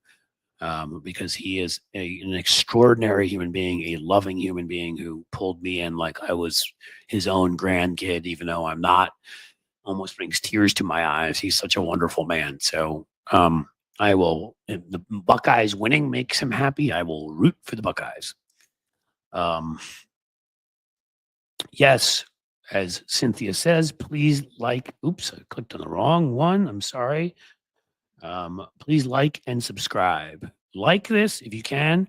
Something else to do is, I know we're all in the within the various chat room here. But once the this video's up, this live stream, if you can go comment and like it, that would seriously help it get out to more people, and that would be great too.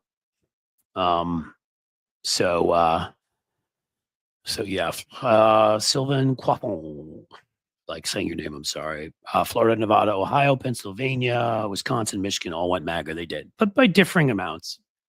And there's lessons to be learned, and we'll go through that in other shows. Ohio and Florida, if we're just going to be, and I know you guys don't mind this, if we're going to be brutally honest, somebody did an analysis of that thing I can't say, that thing that rhymed, that people got that rhymes with rovid, where people didn't want to protect themselves from it. And they saw that at whenever they did that study, I don't remember what the number was in Florida, it was big, but a net 18,000 more Republicans had died due to their anti-vax behavior. Well, that number is going to grow. And then you're going to add in the fact that to own the libs, these folks especially up in the mountains in Appalachia, but in these rural areas, smoke, eat horribly, refuse to exercise, demand they still be able to be in their coal mines. I mean, it's one thing after another. Their lifespan is going down. Okay. I would rather they just acted like smart people, took care of themselves, and voted the right way, and voted for the future, and voted to take care of their fellow humans. But they're choosing to do this, and they're killing themselves, and I'm not doing it to them. People like J.D. Vance, who claimed he cared about opioids and then brought his sham foundation into Appalachia, who's on the board of that? Why, a member of Farmer. More customers. Opioid abuse too. Well, so in places like Ohio and Florida is a little tougher case because a lot of right-wing Northerners moved down there because of the lack of restrictions. So Florida may be in bigger trouble, but they didn't move here for that reason. And so the issue is always the cities and suburbs versus the rural areas. And Donald Trump has a hold on this population here because his trade and immigration crap plays particularly well, especially in the northern half of Ohio. It's been deindustrialized. Sherrod Brown, as I've said, should run for that open Senate seat. He can win without Trump there. So what I'm saying to you overall is 5 to 10 years from now, hopefully sooner, we've got people coming in from out of state because, Cleveland Clinic, Ohio has like the second best or best children's hospital in the country. We've got professional sports teams, even if they don't always play like it. We've got great top of the line arts and restaurants and all of that in cities that are really punching above their weight class and doing pretty well. And as people are chased off the coast because of price, they're moving further inland. They started with Pittsburgh and some places, and now there are people arriving in Cincinnati, Cleveland, and places because they can't afford to live on the coasts. I think when you combine all of that, and Procter & Gamble here recruits people from outside, this is still their hub, with folks, sadly, but they chose to do it, dying at a younger age in those Republican areas, I could actually see this place becoming a swing state again. It just may take a bunch of years. So there is hope here. I think there's a lot of hope in Nevada if we get back to talking to people the right way. I think if we talk to people the right way, Pennsylvania, Michigan, and Wisconsin, again, part of that Trump phenomenon, I think they're going to have a hard time repeating that. And we need to talk more about economic issues to folks and respond harsher and get our own media information ecosystem out there to them, and a number of things we did wrong. The only one I'm not as sanguine about there is Florida, just because all of those Northerners who moved down there. But maybe once Florida becomes somewhat of a failed state, once insurers won't insure anybody on the coasts because of the hurricanes, and they're not allowed to say climate change and DeSantis and the mismanagement, maybe some of those folks will leave, and Florida will indeed become, because I've read stories about that, some of the right-wingers that moved down there, and then FAFO happened. They couldn't get their houses, excuse me, insured. Give them a drink of something, some good Gatorade for the soul. Maybe they couldn't get their houses insured, so they moved back. So maybe there's hope in Florida too, and that we really need to be talking to some key voting groups, Latino men and younger white men and others that moved away from us. And really, we don't have to give up on any of our beliefs. It's about talking to them about stuff that that's cool. I mean, I'll be quite honest, as somebody who was once a young white guy, talk to people about things they want to hear about. Don't lecture them and tell them all the time that they're wrong about this and they're wrong about that. I mean, obviously sexism, racism, yes, but find common ground. It's not that hard. Bring them in show them the things that right-wingers are doing to them. they're hurting they can't buy a house because of them, how they're hurting their ability to have a job, and how inflation is going to fly under Trump and whatever. I think we can bring those folks back in. I want to also thank, I have 5 of these now. Lefty Gramps, again, always coming to you. Ohio has lost until gerrymandering is gone. That is a large part of it, yes. I still think off-year elections, I think Sherrod Brown can win. I think you're right. It takes a couple points off of the top for us because a lot of people don't think they have a choice of anything and don't turn out to vote on the left. And that's why that was such just a sham, that piece of crap.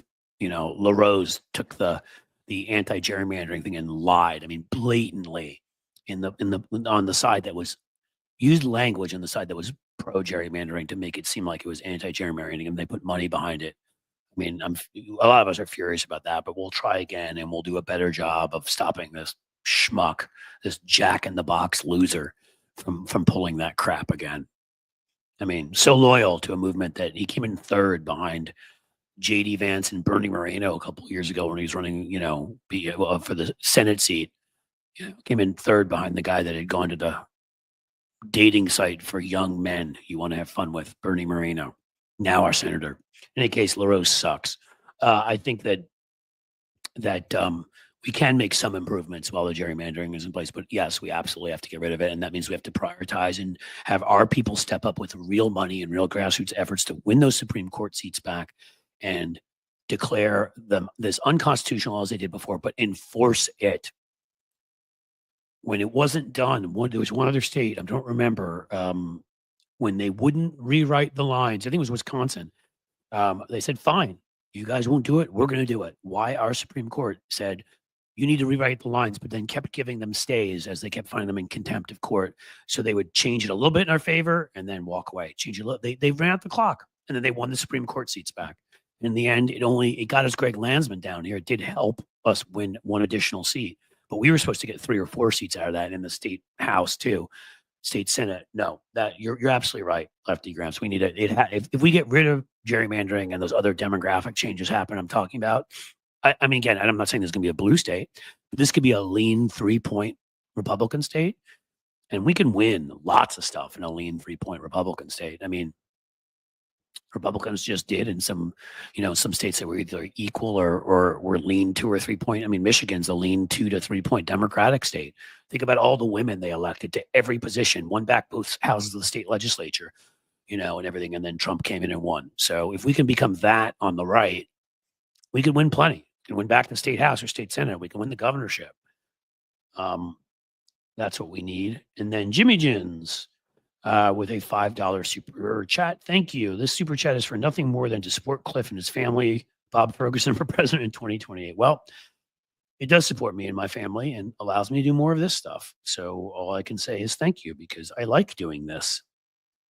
And again, I hate doing it. I mean, if you all understood, thank you for that, by the way, Andre. I'm just seeing that. Wow, at 96, what an amazing life. He's my grandfather-in-law has had such an amazing life. It's hard to even sort of get into it, right? Coming over here as an immigrant and family working on railroads and ending up with a PhD and teaching at a major university for 40 years and creating this large family. And he's a national treasure is what he is. But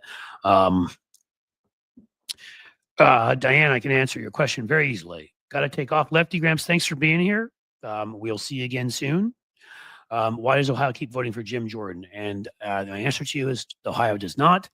When we talk about the gerrymandering problem that Lefty Gramps just talked about, that literally may be the most gerrymandered. I'm not kidding you. They've done analyses, the most gerrymandered seat in the country. It is an absolute joke. It is drawn so that it has no inner suburban or urban areas in it. It is all rural. If Jim Jordan had to run against any real competition, the guy that looks like Ruprecht from frickin' Dirty Rotten Scoundrels, Ruprecht, why do you put a cork on the fork? Ruprecht might hurt himself. If you remember that movie, took place in Villefranche-sur-Mer, where I studied. That's why we had the family watch it again before we went to France, back to the place where I studied. Great town. In any case, back to Jim Jordan. He looks like Ruprecht or Beavis. Make your choice. And the only way he keeps winning is because the people voting for him, honestly, probably average around an 85 IQ. I mean, he has handpicked the dumbest, grisliest, stupidest. Some of them probably live in caves. Some of them probably haven't evolved the ability to reason yet. Maybe still have tails. Don't walk upright. You know what I'm talking about. We were polite until now. What changed? I don't know what you're talking about, James Williams, so I can't answer that.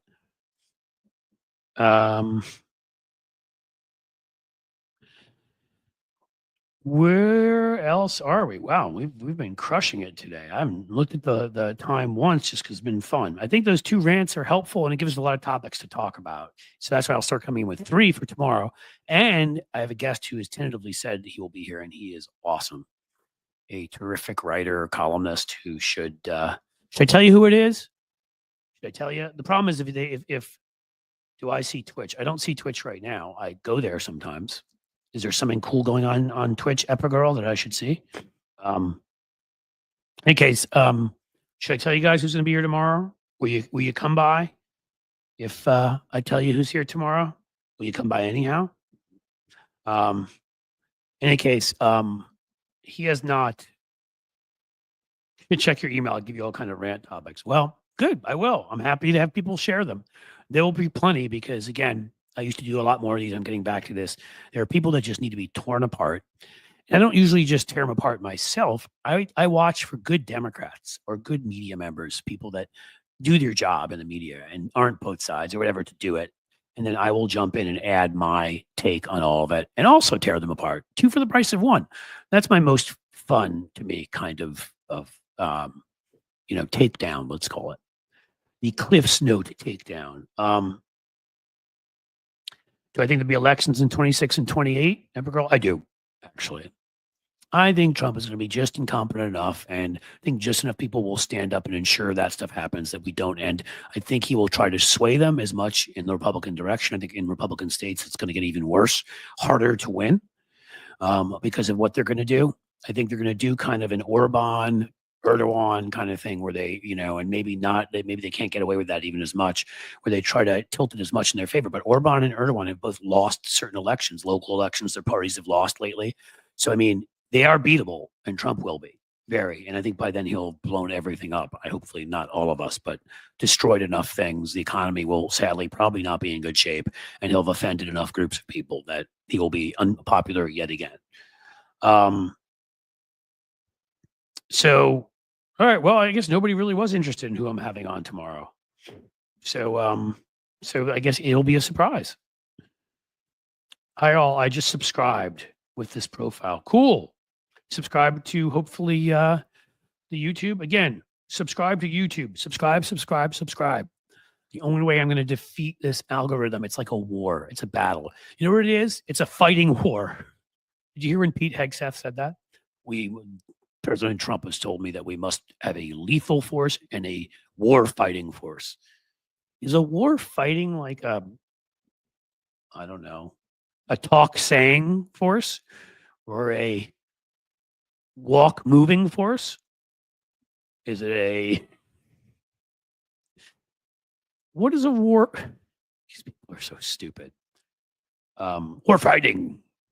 Is that a game? I like a lot of people here like surprises. Cool. Somebody said who?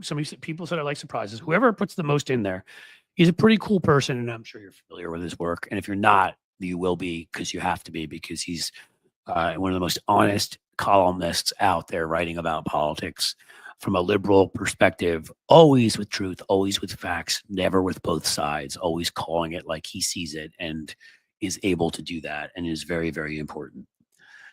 Trump can't fight himself out of a McDonald's bag, no. Or really just the seeds out of McDonald's that I'm sure he gets stuck in half the time.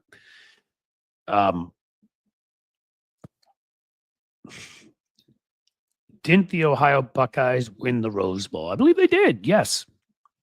They had lost to Michigan earlier on, which is very difficult for my grandfather-in-law, but they did beat Texas. So, you win some and you lose some. What else you got here, guys? So I asked for names before of some of your favorite butt kickers. You gave me a few. How about this? I as I told you, I'm going to add to what we do here. I have right now a couple people. They are famous enough that some of you will know of them. They're among the rock star variety, one or two actors, and one of the more famous sportscasters. Some of them might be able to talk some politics. A lot of them, though, would have to come on and just talk. And it wouldn't mean our whole time here. We would talk politics the other times and then just when they were on. What's everybody most interested in? Oh, let me know. Also, a few comedians that I know. So what kind of individuals would you like me to interview? I've said a columnist tomorrow, but I can reach out ahead of time for next week, the week after, and start seeing about a few of these people. Let me know. Come into the comments. Tell us everything.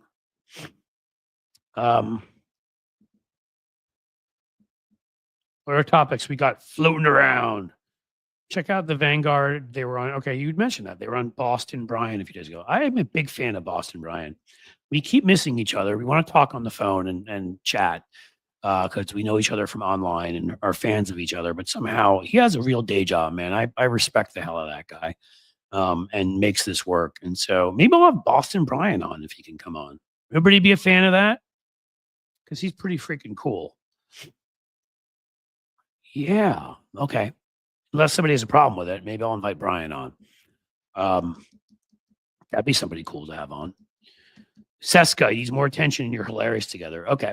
You have to understand, Epigirl, I try to get Seska on here. Man, his thing against, and he says it out loud, so I'm not giving it away. He said it when we were together on Hal on Monday, that he's like the only one holding out against doing live and doing video. He's like, I just, it's like he started doing an audio, podcast before most people knew what the word podcast meant. He was doing like 12, 15 years because he was not old as in old. He was a radio guy. So he does a great podcast and he has a loyal fan base and whatever. He just doesn't like doing this stuff as much. And he always is editing. So I keep seeing people saying Boston Brian would be great. So I'm going to reach out to him today for next week. That'll be one of the people I reach out to, I promise. But Bob is always editing Tuesday, Wednesday, Thursday. He's like editing his videos right after. And so that makes it more challenging.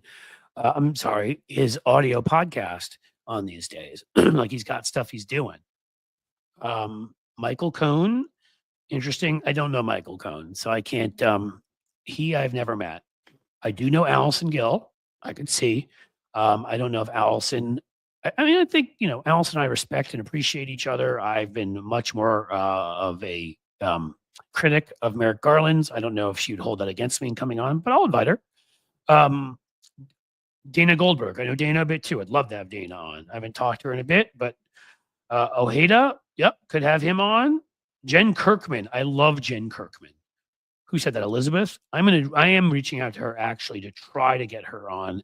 Because I think her podcast on ADHD, it's been it has been so important to me. It has helped me. I want to tell Jen that. I know Jen, then the Twitter world blew apart and people went to different places and I haven't really been in touch with her in a bit. I was once going to go on her podcast on ADHD because, I want to be helpful to people about this stuff too. But the stuff she's brought on that has been amazing. And I'd love her to come on here and talk. Maybe she talk a little bit about her past career as a comedian, career as a writer, and then the ADHD podcast, which I love. I've seen two people say John Fugelsang, and guess what? I've got some great news for you. He's already been on. If you go to either the past live streams on my YouTube channel, or you go just to my videos, you will find the full interview with John Fugelsang. And he, of course, will be on again. I was on his show last week. Last Thursday night. So John's a good friend. So John, you can be sure is coming on. Jen Kirkman, I want him badly. Sherry Jacobus, we had on. That may be even my first guest. Sherry, promise you, we'll get her on. The only two you've had so far is I can't guarantee Allison Gill just because I don't know Allison. She follows me. We've talked in the past. I don't think she holds it against me that we do disagree on Merrick Garland because John Fugelsang goes on one of her shows and disagrees with her. If she doesn't, then I will be happy to have her on. Michael Cohn's the only one you said that I literally have never said a word to in my life. I do not know Michael Cohn in the slightest. So somebody knows him and you want to hook me up. Jody Hamilton, we had her on a week ago. I'm going to separate out that interview and we're going to put that up separately. We played that a few times. I love Jody. Jody's going to be on here a number of times. T-Rex, okay. T-Rex I know quite well too. Rude and I have talked about it, actually. We literally discussed it. The problem is, as you know, if I have Rude on, I have to just accept that one's being entirely demonetized. And we're just, because he's like, yeah, I'll come on, we'll swear a lot. And I was like, all right. Allison is evolving on Garland. Interesting. All right. Well, we'll see. But Jody will be back on, I can guarantee you. Fugelsang will be back on, I can guarantee you. Seska will be back on, I can guarantee you. I will get him to agree, even if it's only 20 or 30 minutes. I'm going to make his ass come back on and tell him that you guys asked for him.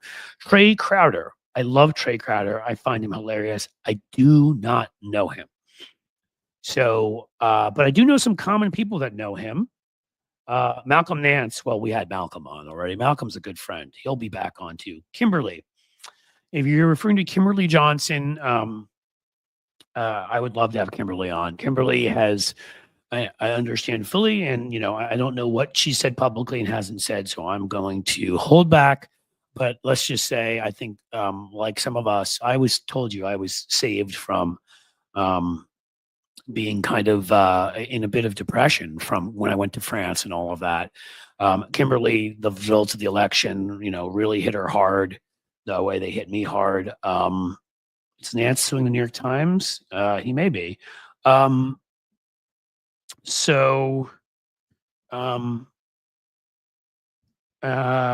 may do that. Well, I can have Nance back on. Cliff Cash. I don't know who that is, but I'm open. Tennessee Brando, I don't know. Gabe, if you mean Gabe Sanchez, I can get him.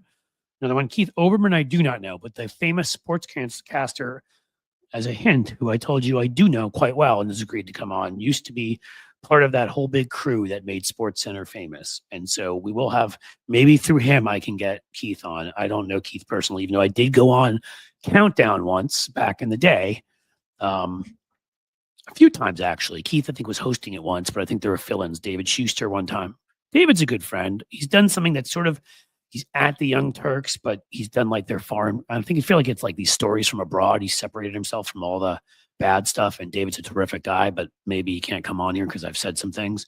I do not know Brian Tyler Cohn at all, for whoever's saying that. So that is somebody, again, some of these people I'll tell you, you would have to introduce me and you would have to get them to come on. Glenn Kirshner, I know a bit. Now, I'm not close with him. We follow each other. I know him a bit. I bet I would have a shot. Same with JoJo from Jers. I do not know her very well. I know her kind of tangentially. Maybe not. I can't. That is one I cannot guarantee. Jesse Dollamore. There's a name from the past. How do I say this? I'm not really sure what happened, and I don't need to start any public stuff. I got my start in the beginning there. I used to be invited on Jesse's show and would go on. And for reasons that I don't know or understand, he just stopped inviting me on. Sam, so if I'm being honest with you, I've got nothing against Jesse Dollamore. I always thought he was a great guy. But out of nowhere, I stopped getting invitations to his show. I took that as a message that he didn't want to do stuff with me anymore, as one would. I'm not offended or insulted. A pretty well-adjusted guy, but I don't think I'm going to invite him on if he doesn't want to have me on his show. There must be a reason for it. Maybe I sneezed at the wrong time or something, or who knows. Rick Wilson. I do know Rick, and that's one we could probably make happen. He was on my podcast back in the day. I want to go to France. You are right to want to do that. One of the most amazing places ever. Stephanie Miller. Stephanie, I'm going on Stephanie for all of you on Tuesday. I'll be on at 11 to 11:30 Eastern on Tuesday. So when I'm on, I will corner her because she doesn't, I guess Stephanie's so busy. She doesn't always do other shows, but I will get her on here. I obviously know Stephanie quite well. She's a good friend. Tabitha Speaks Politics. I've seen the account. I do not know Tabitha. Frangella, I know those guys. I did, when I went to the performed at Sexy Liberal in Minneapolis, I can almost definitely get them on here. Well, I shouldn't say that. I have a good shot at getting them on here. I know them well enough to reach out. They may not want to do it, but I can try. Any of the Pod Save America guys. Do not know one of them. Do not know any of them. And they have never invited me on. And again, I'm not offended, but just don't know him. If I meet him, I'll have him on. Greg Oliar. That he's been on before, Cynthia. And you see, I'm going to repost that interview with him. It's because I've got it as some extra content from one of the live streams. It's been sitting there and it's always relevant. I've been on the 5-8. He's been on here, and I will have him on here again. So most of the people you guys are mentioning, I found you through Jesse. Well, Brenda, I should thank Jesse. Maybe you can ask him. I really don't know what happened there. Honestly, I don't know. And I'm not angry at all. I'm really not. I don't know. Sometimes you learn in life. It's like with you have certain friends, certain whatever, and sometimes you stop hearing from a friend, and you don't know. Maybe they got too busy. Maybe they decided that they don't like the smell of you. Don't know. Sam Spade is a troll. Well, then we should probably have him removed. I do not know Greg Palast, Jonathan Black, Sam Cedar. Now that would be fun. You may know I used to go on Sam's show. I haven't been critical of Sam. I have been at times of some members of his audience because they got very angry at me when I supported Hillary over Bernie in 2016. And Sam needed some more diversity on the show. That was part of it. I was a regular guest on there for a number of years on Fridays, the casual Fridays with Cliff Schechter. And, and because he needed more diversity and because of some of his audience getting truly pissed at me, even though I always give my reasons why I supported Hillary and I thought they were pretty good. That stopped in 2018, 19. I'll invite Sam on. I'd love to have Sam on. And so just so you know, I think Sam and I talk every once in a while. We're still friends. I mean, I'm not saying I talk to him every day, but he's a terrific guy, smart guy. I disagree with him on some things. And you know what? That's the beauty of it. We all should. I will see if I can get Sam on the show here. Considering how many of those Fridays I went on his show, and not you. Well, Sam Spade is a troll. Tara Setmeyer, know her a bit. Don't know her really well. Could try. Kyle Kalinske, I literally have never interacted with and do not know at all. Chipmunk Milk. Otherwise, I would invite him. But you've come up with a pretty good list. Mary Trump. Yep, I know Mary, and I used to go on the Nerd Avengers with them. But I got busy with my stuff, and she got busy with some of her stuff. And I kind of feel like, again, that was a diversity thing. They got Brian Karam on there. They've got Norm Ornstein. I think there are a few too many of us that were of a certain hue and whatever. And I fully support that because I think there should be diversity. And so I think that she started adding to sort of people of color. She had on women, and I think that's good. And so I haven't talked to her in a bit, but I've always been a fan of Mary's. I think I could pull it off. Brian, we've had on before. He's hilarious. I love him. He's a good friend, and we absolutely can have him on again. Wajahat Ali is a friend. I don't know him as well, but I bet we can get him. You guys are coming up with a great list.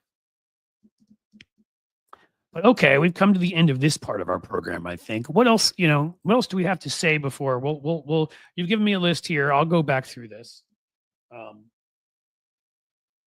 And we can see. There's also, I want to be able to be free to be me as much as I can be, let's say, on. I know Danielle Moody too. I can try to see if she wants to come on. I'm, as much as I can be on YouTube, there's a limit, as we all know, about what you can say and what you can do and whatever. But that's why I've hesitated to have members of Congress on, others who I know personally. I've had interactions with Eric Swalwell, who I'm a big fan of. Greg Landsman, who's from down here, who's terrific, is a good friend of mine and was a good friend of mine before he was even on the city council. May reach out to Greg, see if he wants to come on. There's some other folks, senators, members of Congress. Ted Lieu and Adam Schiff both went on my old podcast. I bet we'd have a great shot there. But only if you guys help. And here's how you're going to do it. All of you must go and subscribe to the YouTube right now. You know why? Because the bigger that number, the more likely members of Congress and people like that come on. So if you have not subscribed, go subscribe right now to the YouTube, please. Again, it's free. And then you can go join the Patreon and you can go join the Substack. And you can pay if you'd like, because I'd love you to. It helps me do what I do, but you can also join them both for free. I think we are reaching that part of the program. This has been a pretty awesome thing. And I think you guys liked it. I think it really worked having the 2 rants today. I think it made the show flow better. I think with 2 rants and a guest, or 3 and a guest, there'll be no dead airtime or even searching for stuff to talk about. Like, we'll do our things. I'll toss out topics to you guys and questions like I just did. You can answer me, but we will never have to search for anything. Nikki Oliver says this is a great show, and I am truly thankful to you for that. Boston Brian, the Vanguard. Again, somebody has to, and I can find out offline who the Vanguard is. Farron Cousins, Karen has been a good friend for ages. I used to go on Ring of Fire. I haven't talked to him a little bit in a bit, but I went on his show a little while back. I'm trying to remember if he ever came on mine. I don't think he did, because I don't think I was doing a live stream yet. So I can reach out to Farron. Sure. Good dude.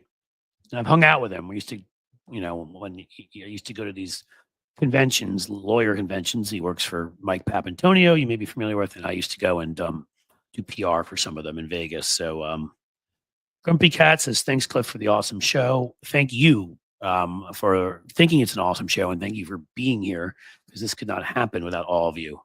Call in your favors, Cliff, Chipmunk Milk. I will. Again, I told all of you I was who I know, who I don't know. And, the thing is, we'll get to the ones I don't know eventually, because I want to have a wide variety of people. But when there's such a big list of the folks you mentioned, your Brian Karams and John Fugelsang's and Sam Cedars and whatever, some who've been on, some who haven't, and some of them may say no. Anarchy Princess, I do not know her, but I can be probably put in touch with her. I'm trying to think who else you said. Boston Brian, going to reach out to him and ask him to come on. Who else did you guys have on? Who are you saying?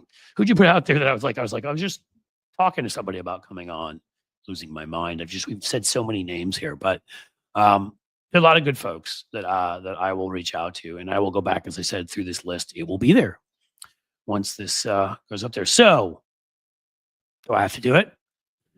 Do I have to do it, guys? Who's coming with me? We're about at that point. Who's coming with me? Politics girl.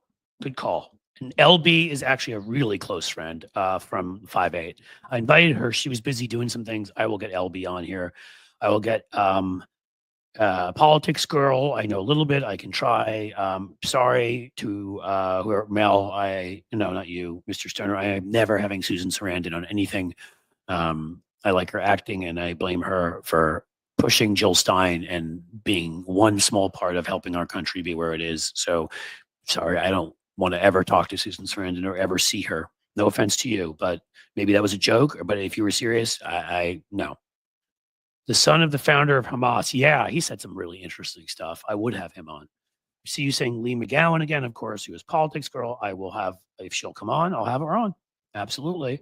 Again, we know each other through people. We follow each other, but so who's coming with me, guys? One. I just need one super sticker or super chat. That's it. That's all I need. Who's coming with me? Who's coming with me? And come on, let somebody new, right? Sheldon Hughes has been amazing. Mike McAndrews has been amazing. We've had some other folks who've given multiple times. How about somebody new? Something, again, 99 cents, $1.99, something like that. Just so we can leave on a high note. That's all I want here. Wayne Gawon, we will have Sherry Jacobus again. Who is coming with me, guys? Come on. You're going to make me leave empty-handed? Are you going to make... There we are. See, and it's Sheldon Hughes. Come on, guys. Sheldon is already given 2 or 3 times. He's a member. Again, I don't know everybody's financial situations, but $1.99 or 99 cents. There we go. Wayne Gawon is a member for a month.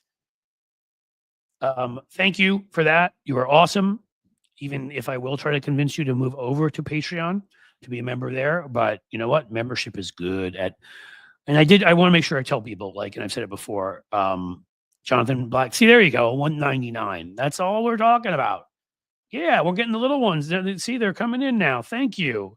Go Accord Go with a $1. Thank you so much. Karen Klein with a super sticker for $3. Thank you so much. Nikki Oliver again with the $5 super sticker. See, guys, this now I could go out a truly happy, healthy, and hopefully not too socially deranged man.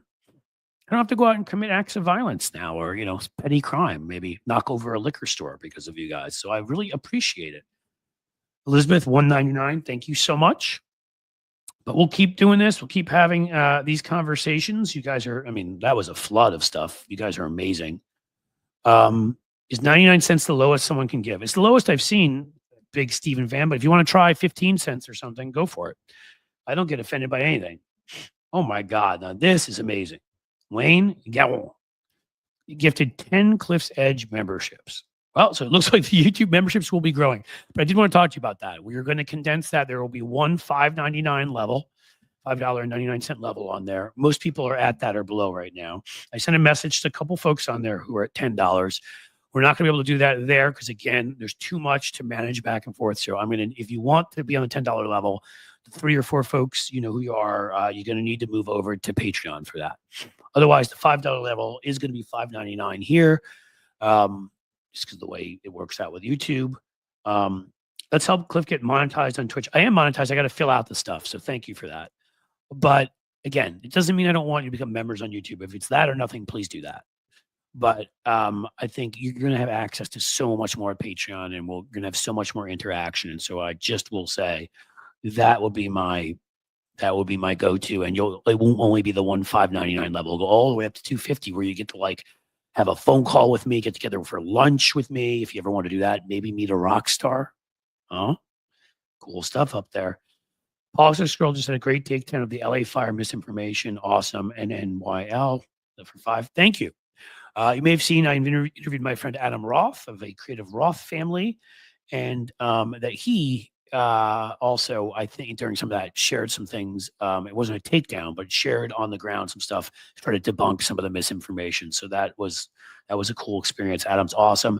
Thank you, Nikki, for becoming a YouTube member already after giving me these donations. You are fantastic. I don't know what to do. I do know I'm at 3:58, and if I don't say goodbye now, I won't be able to replay this because over 2 hours and they freak out on me. So you guys are awesome. And as the sun sets slowly in the west, I bid you a fond farewell. Until tomorrow, my friends.